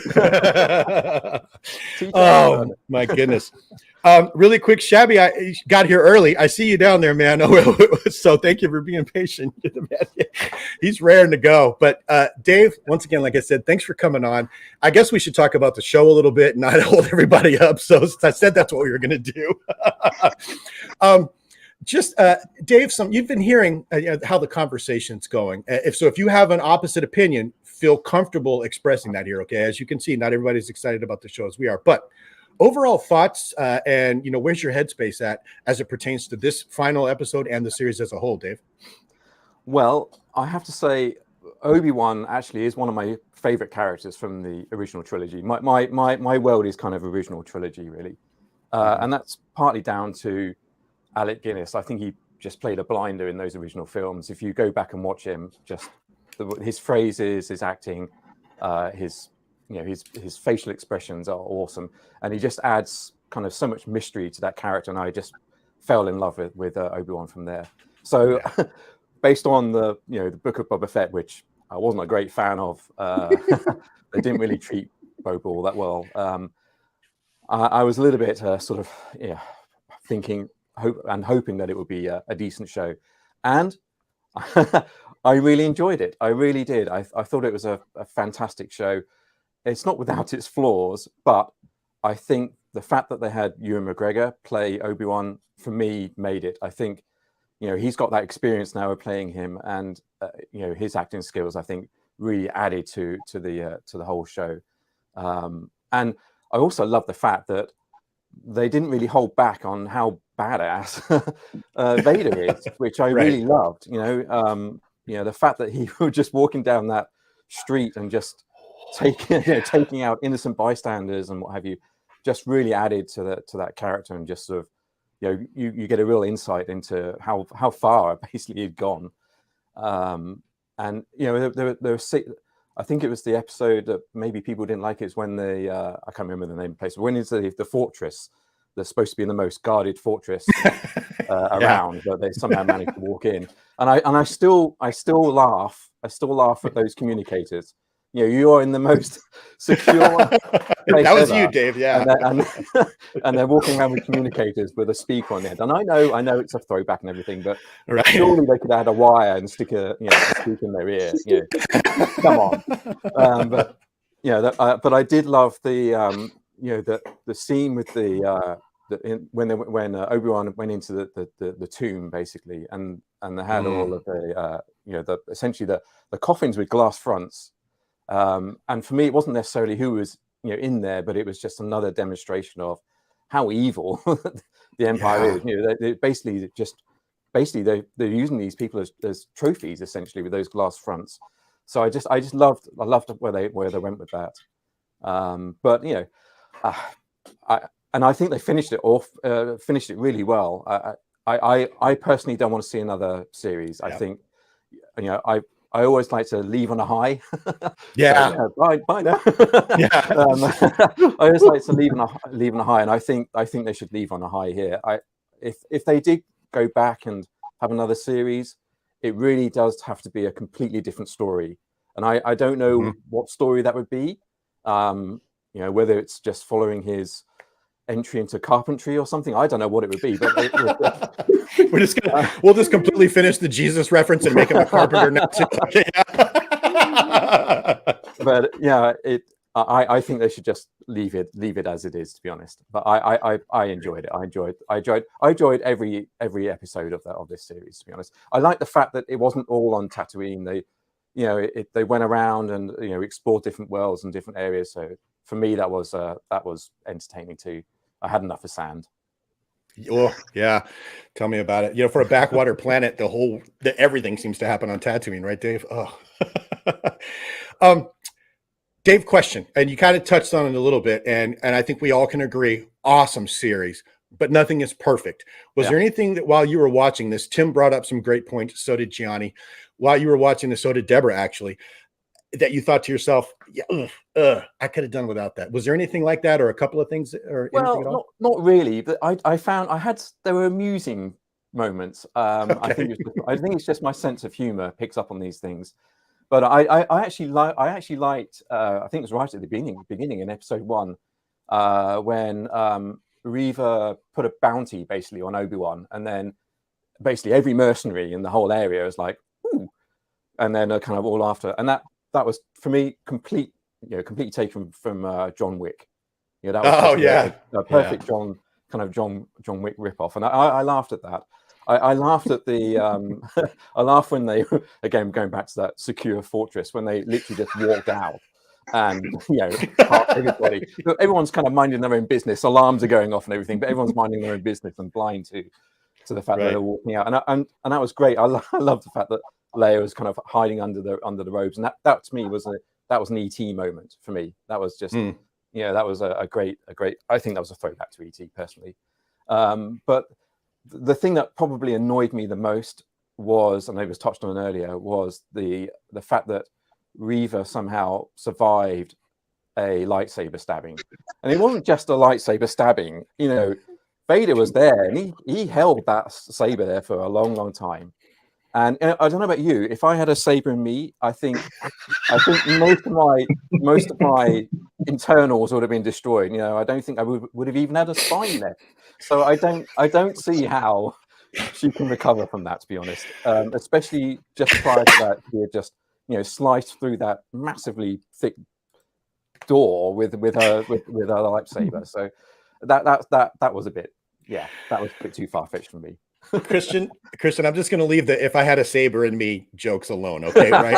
I'll just move on because let's not dwell on that. Yeah, we're not going to go. Sorry, look at Dave's face turn bright red too. I love it.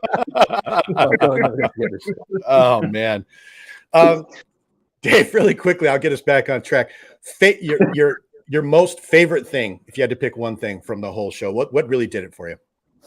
A character, writing, something. Well, I'm not going to say I don't know that it is the writing. If there was one other annoyance, it was too much of catch me if you can type scenario. It was how many times did either Leia or Kenobi get caught and then they somehow managed to escape. This is an annoyance for me in films generally. The enemy is caught and they're not destroyed immediately. They are somehow left alone to escape, and this just occurred over and over again in this series. But for me, I think the final moments really the Vader Obi-Wan moment in the final episode, I think that probably is the highlight. And I just love the way that was ended. I did like the fact. I loved the fact that Vader's helmet was damaged and you can see through, and you can see into his eye there, and it's that was a cool. The sound effects as well. Yeah, the sound effects. Although just nitpicking again, if I may, what is it about lightsaber duels now, where you've basically got the most powerful hand weapon around, which is a lightsaber, and you're using that to fight your enemy, but they go and revert to basically the most Stone Age weapon of all, which is a rock. And you use a force and throw rocks at your enemy. You've got the most powerful thing in your hand. Use it. I mean, it's not. You're not going to kill him with a rock. And so it went from Scooby-Doo to the Flintstones. I got it. Okay, all right, Dave. Yeah. Oh, it was a great sort of fight there. But you know what the result is going to be, right? That's the thing, right? Yeah. Right from the beginning. You know the fate of Vader, you know the fate of Obi-Wan, you know the fate of Leia, you know the fate of all of his characters, apart from obviously Tala, who actually does end up dying. So, I'm nitpicking, and I just find these moments amusing. I thought it was a great series. Agree. And that's what we've, in an attempt to be critical, because this is a critical show, we have quote unquote picked a few things as well, so we just didn't sit here and sound like three fanboys the whole time. Even Bailey's given it a shot a couple of times to say something that was like, maybe they could have improved this. But at the end of the day, it was such a great show. This is what we find ourselves, harping on. Bailey, you put it best when you said that. So Christian, it dawns on me that I went out of order here because I wrote them on my paper incorrectly. You were supposed to introduce Dave, so I apologize. So when we slide Dave out of here in a couple of minutes, I'm going to let you introduce Connor. Is that okay, Christian? That's fine. I mean, you've kind of just done it yourself. I don't know who you're talking. I don't know who you're talking about. That's that quality. That's that quality professional show I'm running here, Dave. Nothing like your YouTube channel where you actually plan things, right? Dave, one last question, or actually two last questions really fast. But if you had to give this entire series like a 1 to 10 stars, where would you be on that scale and why, sir? I probably would be at an 8. Do you know what? I would love to see, and I know you've touched on this, but I would love to see a series which was actually more aimed at adults. I would love there to be an opportunity where they could really dive into some of the themes and explore them, and not be concerned about having to sort of, limit it or just sort of cap it for the rest of the audience.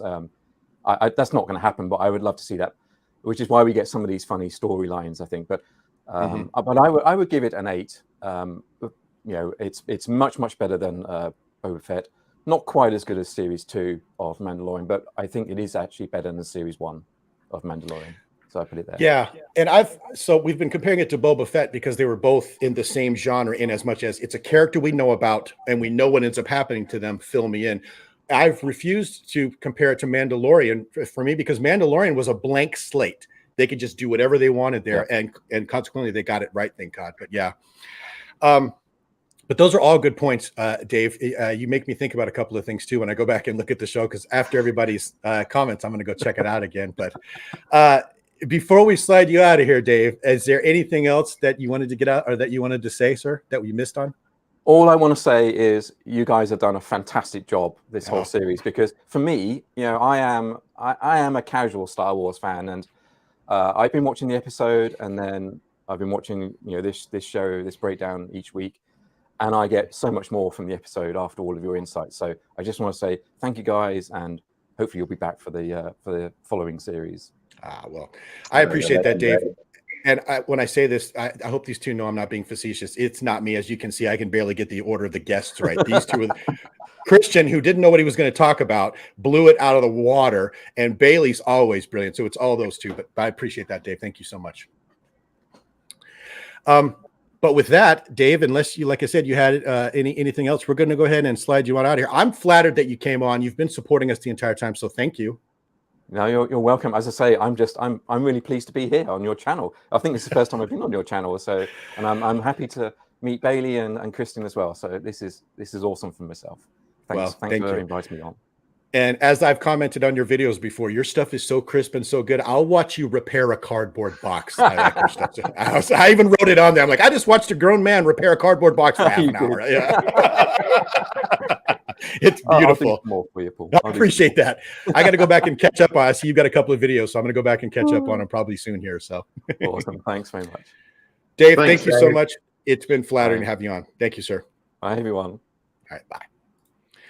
So I apologize, Christian. I'm a shambling mess, but the next guest is going to be he'll be yours then, since I stole yours. But they were all our guests. But if you don't mind, okay. He's apparently an Englishman, or so you said a few weeks ago. So of course, Paul's already let the cat out of the bag. Next on, we have the legend that is Connor. He's on most streams and looks after so many people's streams. So it's an absolute pleasure to have him on. Connor, I love your necklace. I had to get some Paul's collectible merch up there, so that's what I picked. Well, Christian's going to ask you some questions in a minute, but I have one really quick. What part of the United Kingdom is your accent? I can't place it anywhere. Where are you from on the island? So I would be the far west coast of England. Got it. Okay. Is that near Devon? Are you a Brummie or whatever? Further west than that. Okay, look at Christian's face. He's like, Paul, shut up, please. Okay, go, Christian. I'll be quiet now. Just painful. Hi, Connor. Let's be professional here. We'll ignore Paul. How are you? Not too bad. Not too bad. Oh, did he kick himself off? Yeah, thankfully. So you've been pretty positive in pretty much all streams that I've seen over the last few weeks talking about Kenobi. So I'm really excited to hear you actually give your thoughts on the show in its sort of overview. Well, for me, Kenobi is a show that needed to happen, and to explain that somewhat. So we had the original trilogy. I grew up with that. I was a huge fan of that. I reenacted that playing on the floor of my figures. I ran around the park with a stick in my hand as my lightsaber. I was Luke Skywalker battling Darth Vader. And then we got the prequels. But it was too long of a wait, and they just didn't click with me. Now, I didn't hate them or have any of that rage against the prequels. The stories just didn't really click with me. And I moved on with my life. And then through collecting, and I suppose the Clone Wars animated series, I began to see the next generation down from me really loving collecting the clone figures and getting the different characters and a real love for the prequels. So that made me start to appreciate the prequel films even more, that a whole new generation were carrying the torch for those set of films. And I think the only character that could bridge that gap is Obi-Wan Kenobi, because Anakin is gone. He's become Darth Vader. The rest of the Jedi are destroyed. For me, it was a crucial show to be made just to bridge that gap in that split in the fandom. Now, I'm not talking about a physical split. I'm literally talking about a generational split in the fandom. And for me, I was delighted that when it was announced, I was ecstatic. Of course, it was Ewan McGregor. It was Obi-Wan Kenobi. He's such a pivotal character in the telling of Star Wars. And we were going to get the next stage of his story, which I was happy about, because he always was a bit character in a lot of the shows. So the fact that he was going to get his own focus and his own show, I was really happy about. And I think they've done him justice. I think the show has done him justice. Magic, yeah, because there's been a lot of debate about, you know, whether the show needed to happen.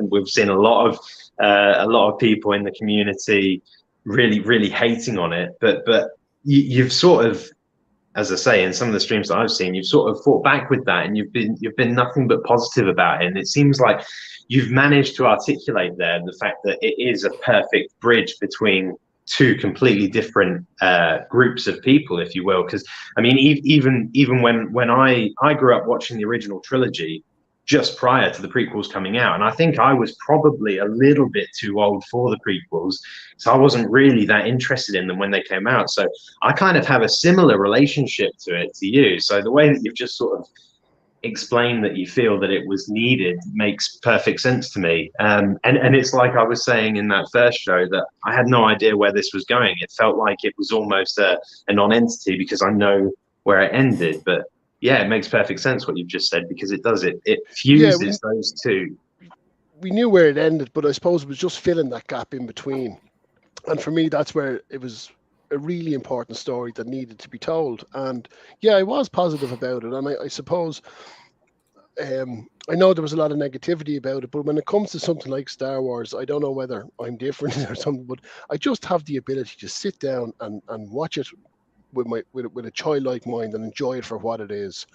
I'm sure if I went back and analytically, you know, went through the original trilogy, I'd find all sorts of flaws in it. But for me, when I put on a Star Wars movie, one of the original trilogy, it's just Star Wars, and it's got all those memories and all those feelings, and it brings it all back. And a show like Kenobi did the exact same for me. So no, for me, there wasn't that negativity that was out there. I really enjoyed the show. Awesome. So what were the highlights for you? Like, what were the real sort of, you know, jumping off the chair, if you got to that point? Like, what were the real standout moments for you? Well, there was jump off the chair moments, I have to be honest, and I think it was the fight scenes. And again, I'm going to link up child Connor with adult toy collector Connor. but if you think about it, right, your Darth Vader figure can only fight Luke Skywalker with a lightsaber. Right, your Obi-Wan Kenobi figure can only fight with Dooku. So there's real limitations what you can do with the characters, because the storyline was so sort of, I don't want to use the word tight, but the storyline was sort of set in stone, and there was no expand. I know I'm talking, of course, about live action here, not the books, but you were really limited with what the characters can do. And now all of a sudden we get these two epic fight scenes between Obi-Wan Kenobi and Darth Vader. And for me, that was it was special. It was wonderful. It was magnificent. It was well choreographed. The special effects were fantastic. The way it was done was brilliant. And like, we got, you know, we got the early one, and I thought, oh God, I hope we haven't peaked too soon. And in the last episode, and again early in the episode, we got that magnificent fight between Vader and Kenobi. And to me, that's just opened up another world of enjoying Star Wars. And again, what photographs I can take with my figures. Yeah. Awesome. Yeah. So if you had to be critical, what would you change if you could? Like, what do you think could have been improved, if you're honest? Well, if I'm being honest now, I'm not being critical of the character or the actress, but I suppose the Reva storyline was important initially for kicking the story off for how Leia becomes kidnapped. But after that, I sort of think they didn't know what to do with the character, and they sort of had to write her back into the story. And as Dave alluded to there before me, she was stabbed with a saber. That should have been game, set, and match. So I just think that they came up with this great idea for a brilliant character and just didn't know how to take it to the next stage. So for me, if she did get a side story, I'd be okay with that. That it would, like the Clone Wars was for the prequels, it just expand out that story a bit more. And I think it was such a good character. And I think the actress really portrayed her well, that it would be no harm actually to get a little, 5-series program on what Reva does next, And I suppose the only other critical thing I'd have, and it's, again, I just don't want to nitpick the other. Just felt in some areas of the show the sense of scale was off, and there were some scenes where it looked like a soundstage, and I'm just wondering, is that the limitation of the volume?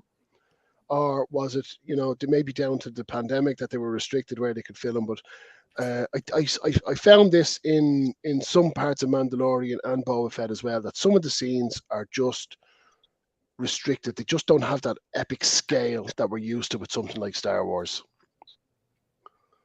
Yeah, I mean, I think somebody last week brought up the sort of cave-like formation with the doors, and obviously you had the stormtroopers, and they commented saying that it felt quite sort of confined, and was that sort of potentially the volume. But then Paul's friend, I think it might have been JT or Casey or somebody else with 2-letter names, mentioned that that was actually all real world. That was all decision making, that they wanted to create that scene in physical form.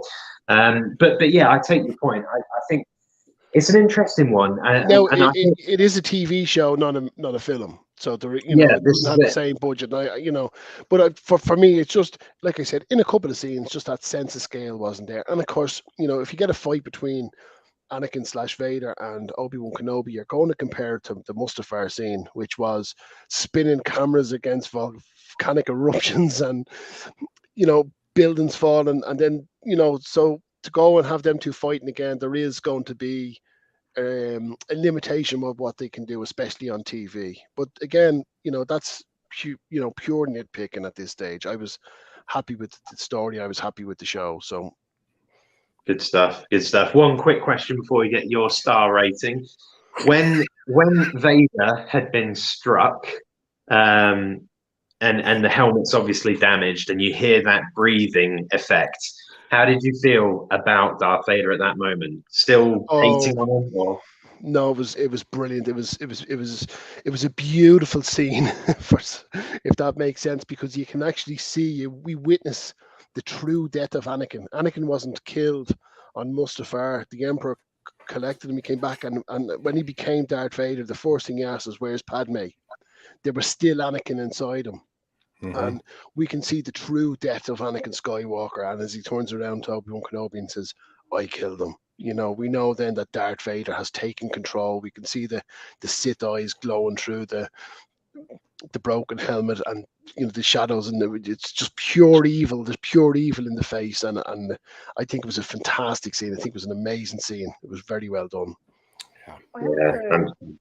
I hate to intercept here, but I also wanted to add, and I don't know if you guys felt the same way, but I really loved how that, to me, the beauty of that scene, it was Anakin taking accountability for his own actions a little bit, because I think for so long, people were. I noticed that a lot of the nitpickers of the show, the people that really didn't like Obi-Wan to begin with, because I think there was, for the longest time, it's like, oh yeah, it was all Obi-Wan's fault. that Anakin went down this road.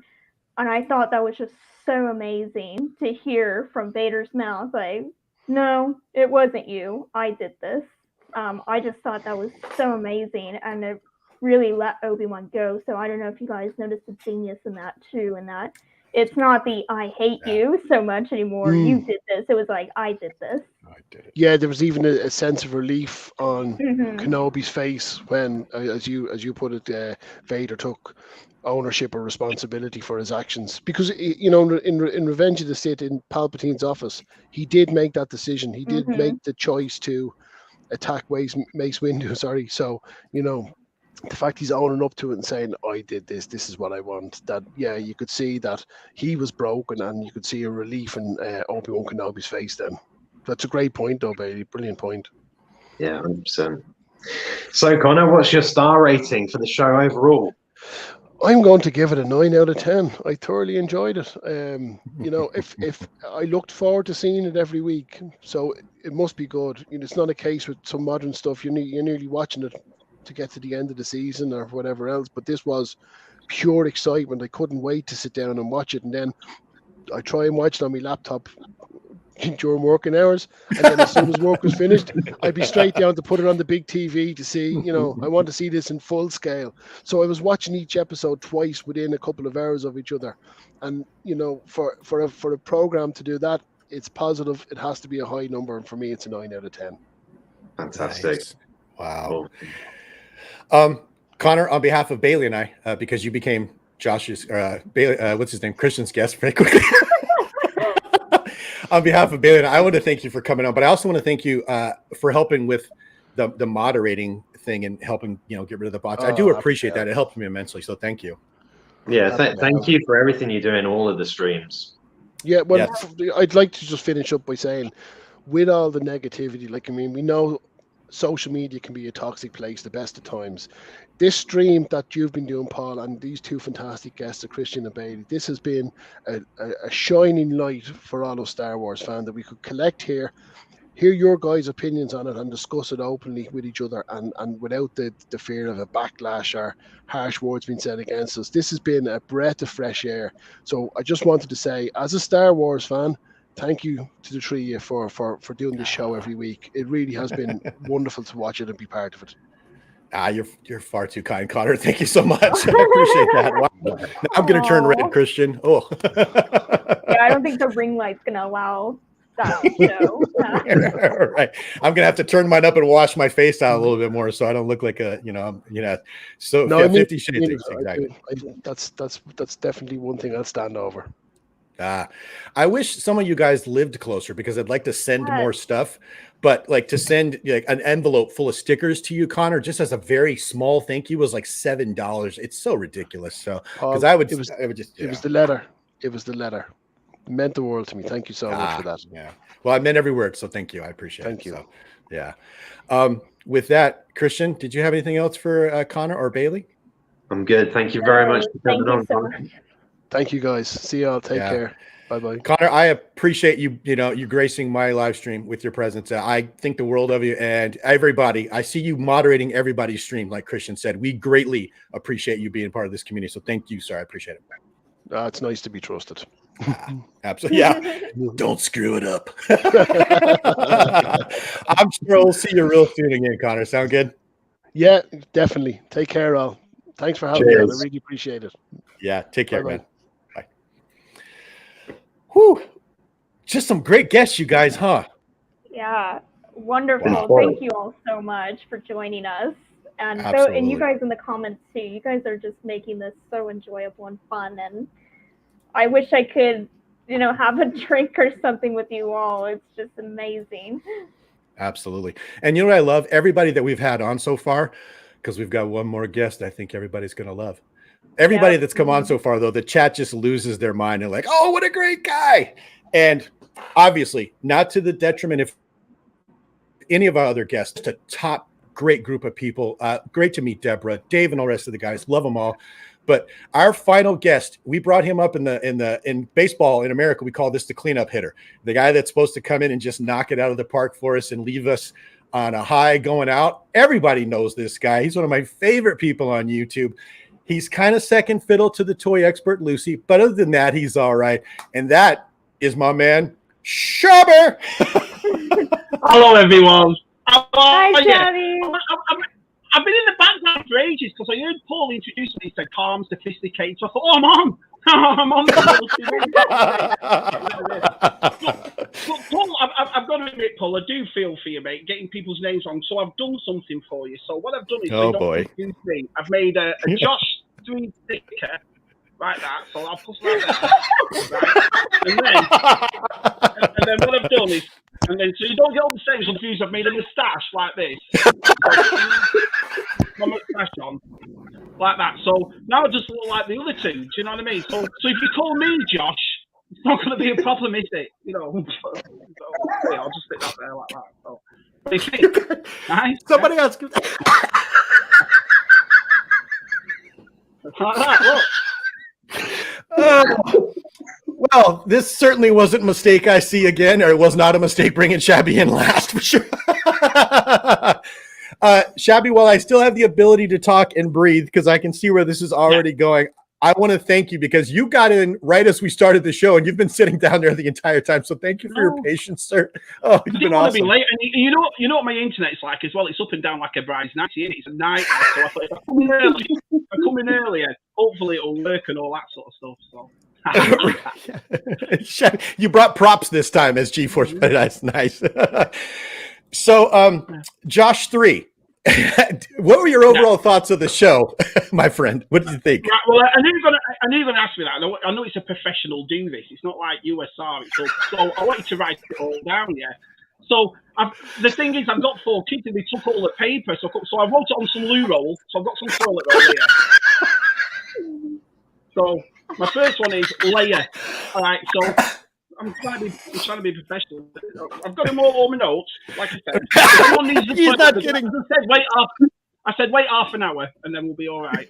Anyway, my first one, Leia. I loved Leia. How good was Leia? She was so good in this show. The thing is, when I first saw her, I've said this before, when I first saw her, I thought, oh no, Disney and Star Wars is going to be iCarly in space. Do you know what I mean? But I tell you what, I was blown away how good she was. My second thing, so she stole the show for me. I mean, everyone talks about a Reva spin-off or this spin-off. I'd like a young Princess Leia spin-off. Why not? That'd be fantastic. My second one, Aunt Beru. What a badass Aunt Beru was. Did you see that last one? Oh, she was awesome, wasn't she? Like, please, I'm not leaving. She's like every mum, wasn't she? Do you know what I mean? Like if someone had to put you in testicles or something, and kick off. That's what Aunt Beru was like. So I liked her. The meat in the first one. You know the meat factory in the first one? Can you imagine the burgers and the barbecue you'd have with that meat? It'd be unbelievable. You know, no one brings it up. I was like, for a fat bloke like Shabby, I'd love all that stuff. What else did I like? Right, let's have a look. Oh, yeah, done that. Obi-Wan Kenobi with those rocks. You know, when he lifted his hands up and those rocks were behind him. All I could think was Jedi Master. Oh, loved that. That was awesome. What else have I got? Let's see predictions. Oh, the last 2 episodes to me, it felt like Star Wars. You know, I go into these Star Wars things, you know, with the TV shows, the films, the books, even the books, and read them. And if you give me that feel of Star Wars, then I'm happy with that. And I think this show did it. It really gave, you know, especially the last 2 episodes, gave me a real feel of Star Wars. So yeah, it was awesome. So that's what I liked about it. Nice. Shabby, you're one of the most positive human beings I've met on the internet, bar none. But if you had to do something different with this show, like last time, you said, you know, maybe one director. Well, we got that this time. One Deborah Chow erected, and they were great. But if you had to change something or do something differently with Obi-Wan Kenobi series, is there anything, and what would you do? Yeah, there's one thing, and I noticed it especially in the last episode, when Reva went to Luke's and when Anakin and Obi-Wan were fighting, you kind of know what happens.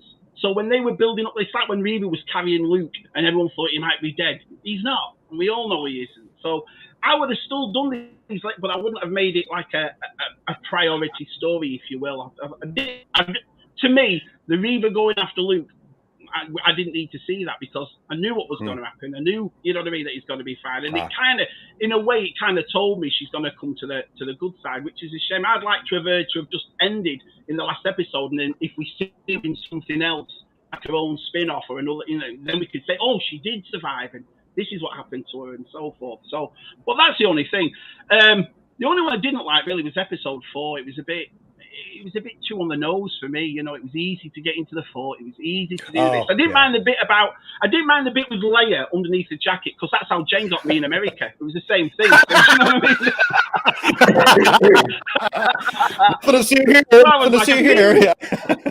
Yeah, I've seen this before. Do you know what I mean? But apart from that, I mean, a few nitpicks and so forth. No, I enjoyed it. It was a good show, wasn't it? To be honest, it was good fun. The thing is, we're never going to get the original trilogy again. We're just not going to see that again. So I go into these Star Wars, you know, like with a positive attitude. If there's things you don't like, there's things you do. Well, it's just how you perceive it. And yeah, it was good. It was all right. I enjoyed it. You know, and you said something, Shabby, and then Gianni just said it again, and it reminded me, Baru reminded me of my wife, because she's like, we're staying here, we're getting guns, we're going to shoot. That's exactly what Sarah would do. She'd go downstairs to the safes, hand Bailey and I a gun and go, no, we're killing this bitch. I was like, wow, go Baru. It was really nice to see her again. About 10 years ago, me and Simon went to a Star Wars we met her. We met her for about 20 minutes. It was in lunchtime from when all the autographs were going on, and she sat on her own, and me and Si went to sit with her. And what a really nice lady she is in real life. So to see her again was awesome. But yeah, I thought Aunt Beru was brilliant. I loved that. Now it's Greg. I give up with these two. All right, Gianni Egg. We'll go back to that. Shabby, I thought they wound this up pretty well and explained a lot of stuff that we see in A New Hope that we were worried were going to be plot holes. However, in your opinion, would you like to see a second series of Kenobi, or are you happy the way they left it and just hope they ride into the sunset? No, it's done. It's done and dusted. I saw a lot of people online giving that, you know, saying, "Oh, we've already seen Vader's helmet split in Rebels." What the France? It was awesome. Do you know what I mean? Yeah. Who cares if he saw it again? To see that in like, what could they do with the second season? That's my point. What did they meet in a fish and chip shop at the same time and start arguing there? You can't really, you know what I mean? You can't really do it again, because the novelty will wear off. I think we just got away with it this time, and you know how Luke and Obi-Wan met before A New Hope. But I think if you do it again, it's going to take everything away. So I'm quite happy. I like the ending. I like seeing Qui-Gon at the end. I like him, you know, going off in the sunset on that dodgy-looking camel. It was good. It was not bad at all. Dodgy-looking camel. Eopie or whatever. Yeah, dodgy-looking camel. Yeah.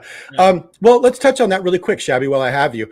Liam Neeson as Qui-Gon. Too much, too little, right point in the story? What did you think of that? You had to have it. I mean, you felt it coming anyway. The amount of times he tried to get in contact with him, and then he did it again on the ship in this episode. So you thought, oh, yeah, it's definitely coming. But I like the way that they saved it till the very end, and it wasn't long. It wasn't a couple of minutes. It was 10, 15 seconds, if that. And I thought, that's a perfect way. The same way as you did Hello There. It's funny because when we put this episode on, my wife and the kids all sat, they all go into it and hello there. So I thought, oh, you have to put that. I know it's a bit cheesy, but that's what you expect. It's the same way when he did the polls. You know, you thought, that's awesome. Yeah. That's what you want to see, you know. So I know it's little things, little references about Obi-Wan, but if he hadn't put them in, we'd all be sitting there going, why didn't we see Qui-Gon? Why didn't he do the polls? Why didn't he say hello there? So I'm kind of happy that he did. Oh, before you get rid of those bots, can I just write that down so then I know? No, because I'm scared she'll get a hold of my wife and they'll both kill me for allowing you to see those, Shabby. You know our wives know each other now. Come on, man. Don't worry, Christian. I've got it. I'll send you the link later on. All right, mate. Shabby trying to get everybody in trouble. Oh my God.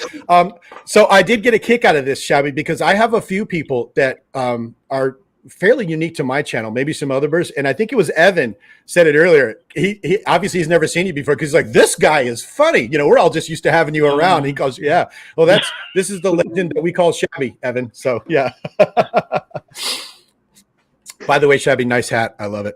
Looking good, baby. Oh yeah, thanks. Yeah, I got it before we became famous. You know what I mean? It's like an old Beatles album. Do you know what I mean? So, yeah, exactly. You started a trend over there. At least you didn't come on my show with a Holochronicles hat on like everybody else. No. I've learned loads of watching this. Boss Bounties, Caned, Vintage Toilers like a nice saber. Do you know what I mean? I've learned loads since I've been on this afternoon. Absolutely. Shabby, if you had to give this entire series a star rating between 1 to 10, where are you at and why, sir? I would give it an 8.5 out of 10. I mean, I think overall the show's been good. The show's been, the story was nice. I didn't mind Reva. I said when I first saw Reva, I can see this character to me going two ways. I can see people really liking her or really dislike. Overall, I liked her. I thought she was a good character. I mean, they could have done a bit more with her, I'll be honest. I mean, saving a character like that till the last episode or the last 2 episodes, but we got what we wanted, if you will. I always turned around and said you can throw a lot more in an Obi-Wan Kenobi series as well instead of a film, but the way this was done, you could have made a film out of this as well. You could have put all this in 2.5 hours also, I think. But I think it was fun. I mean, it's, overall, the story was all right. It's nice to see, like, young Leia, like I said, and I've said it before, but she just blew me away. I thought she was fantastic, that kid. She really was. After seeing it's funny as well because whether you like the prequels or not, I guarantee as soon as you saw young Obi-Wan and Anakin fighting, it gave a smile to everybody's face. Because there's something for all the people that slag this off and for all the people that don't like it. It seems like that you think you'd never see again. And here they are. So we're all in our 40s now. Well, not in Bailey's, but we're all in our 40s watching this thinking, oh wow, the last time I saw something like this I was 21, 22, So I loved it. I thought it was a great it was a good TV show. I mean, I can't wait. Andor's the one I'm waiting. I've been waiting for Andor ever since it was released. I mean, I'm a big Rebellion fan, and I can't wait to see Andor. But I enjoyed it. I mean, it could have gone 2 ways. Like I said, there's a lot of people out there, that think it'll ruin the New Hope, and I don't think it did at all. I think it enhanced a New Hope, to tell you the truth. I think it gave it a little bit more, more background to it. So yeah, I enjoyed it. Agree. And I'm looking to Andor because I'm a big Imperial fan, and I can't wait for them to crush your rebels in Andor. It's gonna be good. I can't wait. Yeah. So yeah, it's gonna be fun. Shabby, we're going to start winding things down here, but before I do, I just wanted to make sure that was there anything else you wanted to add or you wanted to say or at all before we start getting out of here, sir? No, it's lovely to see lovely Bailey. Nice to see lovely Josh too up there. Nice to see you, lovely Paul. It's been a great show. I've loved it. I mean, I've followed all your shows on there, Mandalorian, Book of Boba Fett. Do you know what I mean? And now this one, and they're great. It's nice for us all to get together and watch you on a Thursday. And it's a bit early because of that bloody Christian. 3 o'clock in the afternoon. Do you know what I mean? You have a late night or something. Is that what's going on? But other than that, no. You do a great thing here. I love this show. So no, I'm looking forward to Andor one. That's going to be awesome.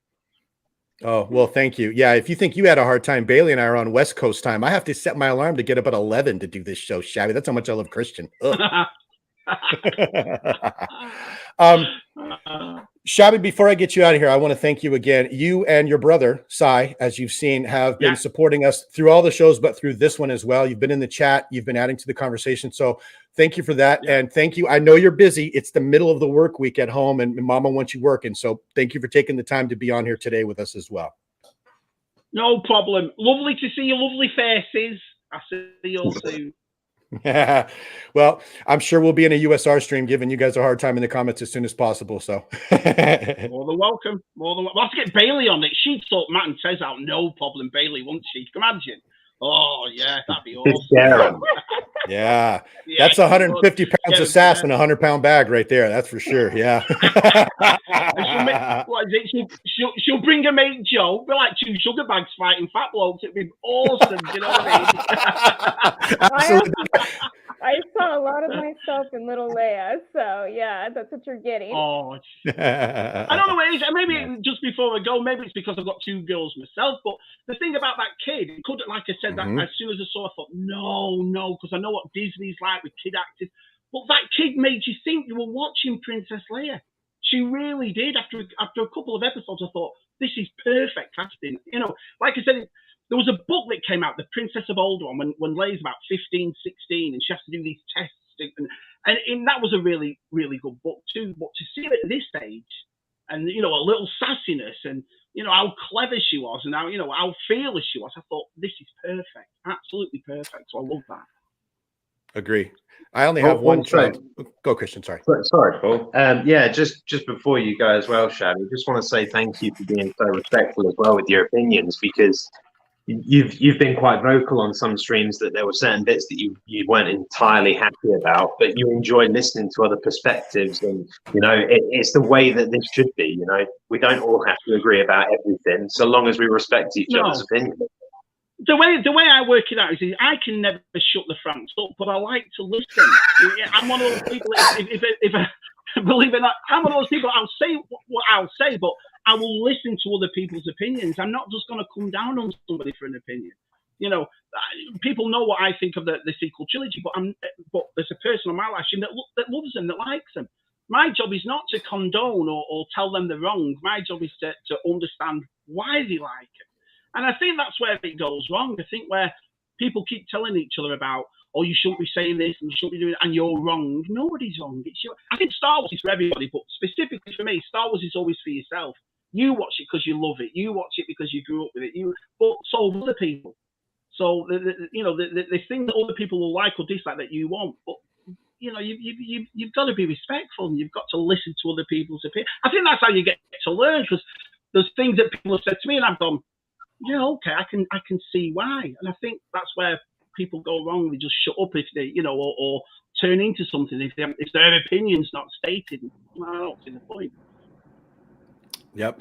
And I will tell you, to piggyback off what Christian just said, not only yourself, Shabby, but everybody that I had on the show today are all people that may or may not have liked aspects, but everybody was respectful and had fun and kept it in the right perspective. And that's the environment I've tried to build here. And so thank you for noticing that. I appreciate it. I've loved it. It's always a good show. Excellent. With that, Shabby, unless you have anything else, sir, I'm going to slide you on out of here. We're going to wind this down. You've been awesome again. You came with props. You've been sitting down there for 2 hours waiting to get on, and you're awesome, my friend. I love you. Yeah, no problem. No. Josh 3. I'm trying to do the impression of you, especially when you smile. When you smile and laugh, you always do this. You always go, and then you lean back and you come forward like that. You know what I mean? Now he's going to be self-conscious, Shabby. I love it. Awesome. Oh. All right, my friend. Boy. He's a beautiful boy. He knows what I think of him. He knows I love that lovely Seymour up there. He knows. Yeah, I got to have him and Josh on at the same stream and just watch my brain melt trying to keep him straight. It's not going to work. So be awesome. Yeah. All right, Shabby, thank you for all the support this season, and we're looking forward to seeing you on whatever we do next, sir. I greatly appreciate it. Okay, all the best, everyone. Thanks, Shabby. Cheers, Shabby. We'll see you soon, brother.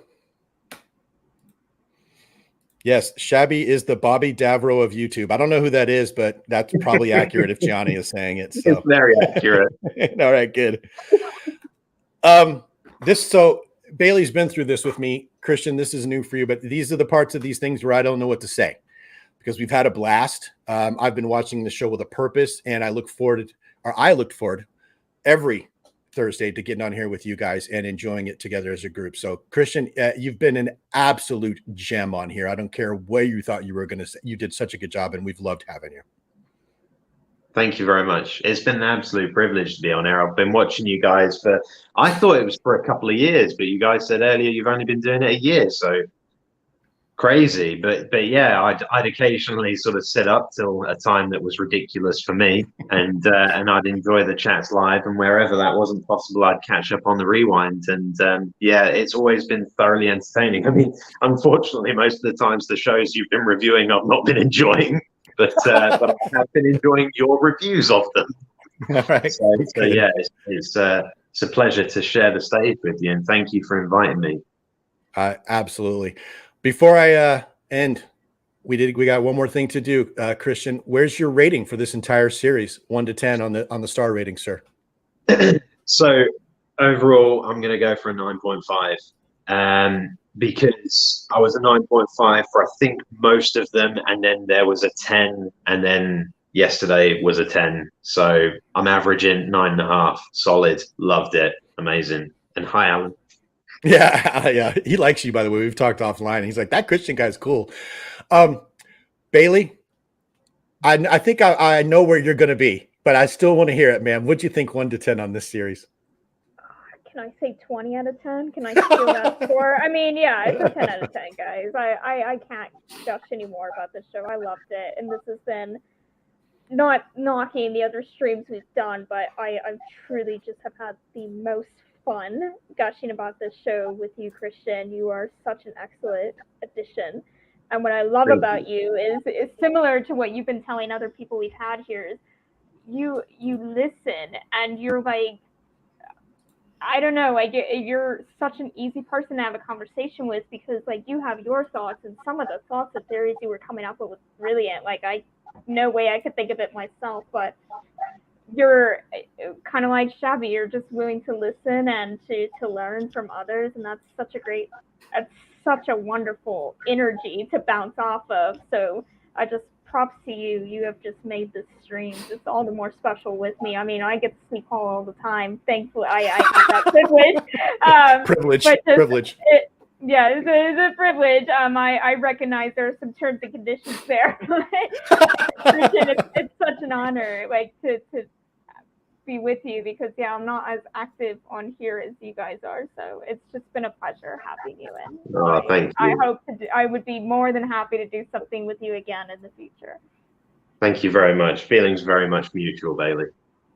Yeah. We have been, so we've done this 3 times now, and we've been blessed with some great thirds on here. And Christian, I can add you to the pantheon of those awesome thirds that have been on the show with us that I would love to reach out to at some point in the future and work with again if you'll have me. So thank you. Was that thirds or turds? Thirds. Okay, TH, right. Yeah. I'm not Irish, so I don't pronounce it turds like that. It's thirds. So yeah. Connor would say, yeah, you're a great turd. Yeah. Third. That was not Irish.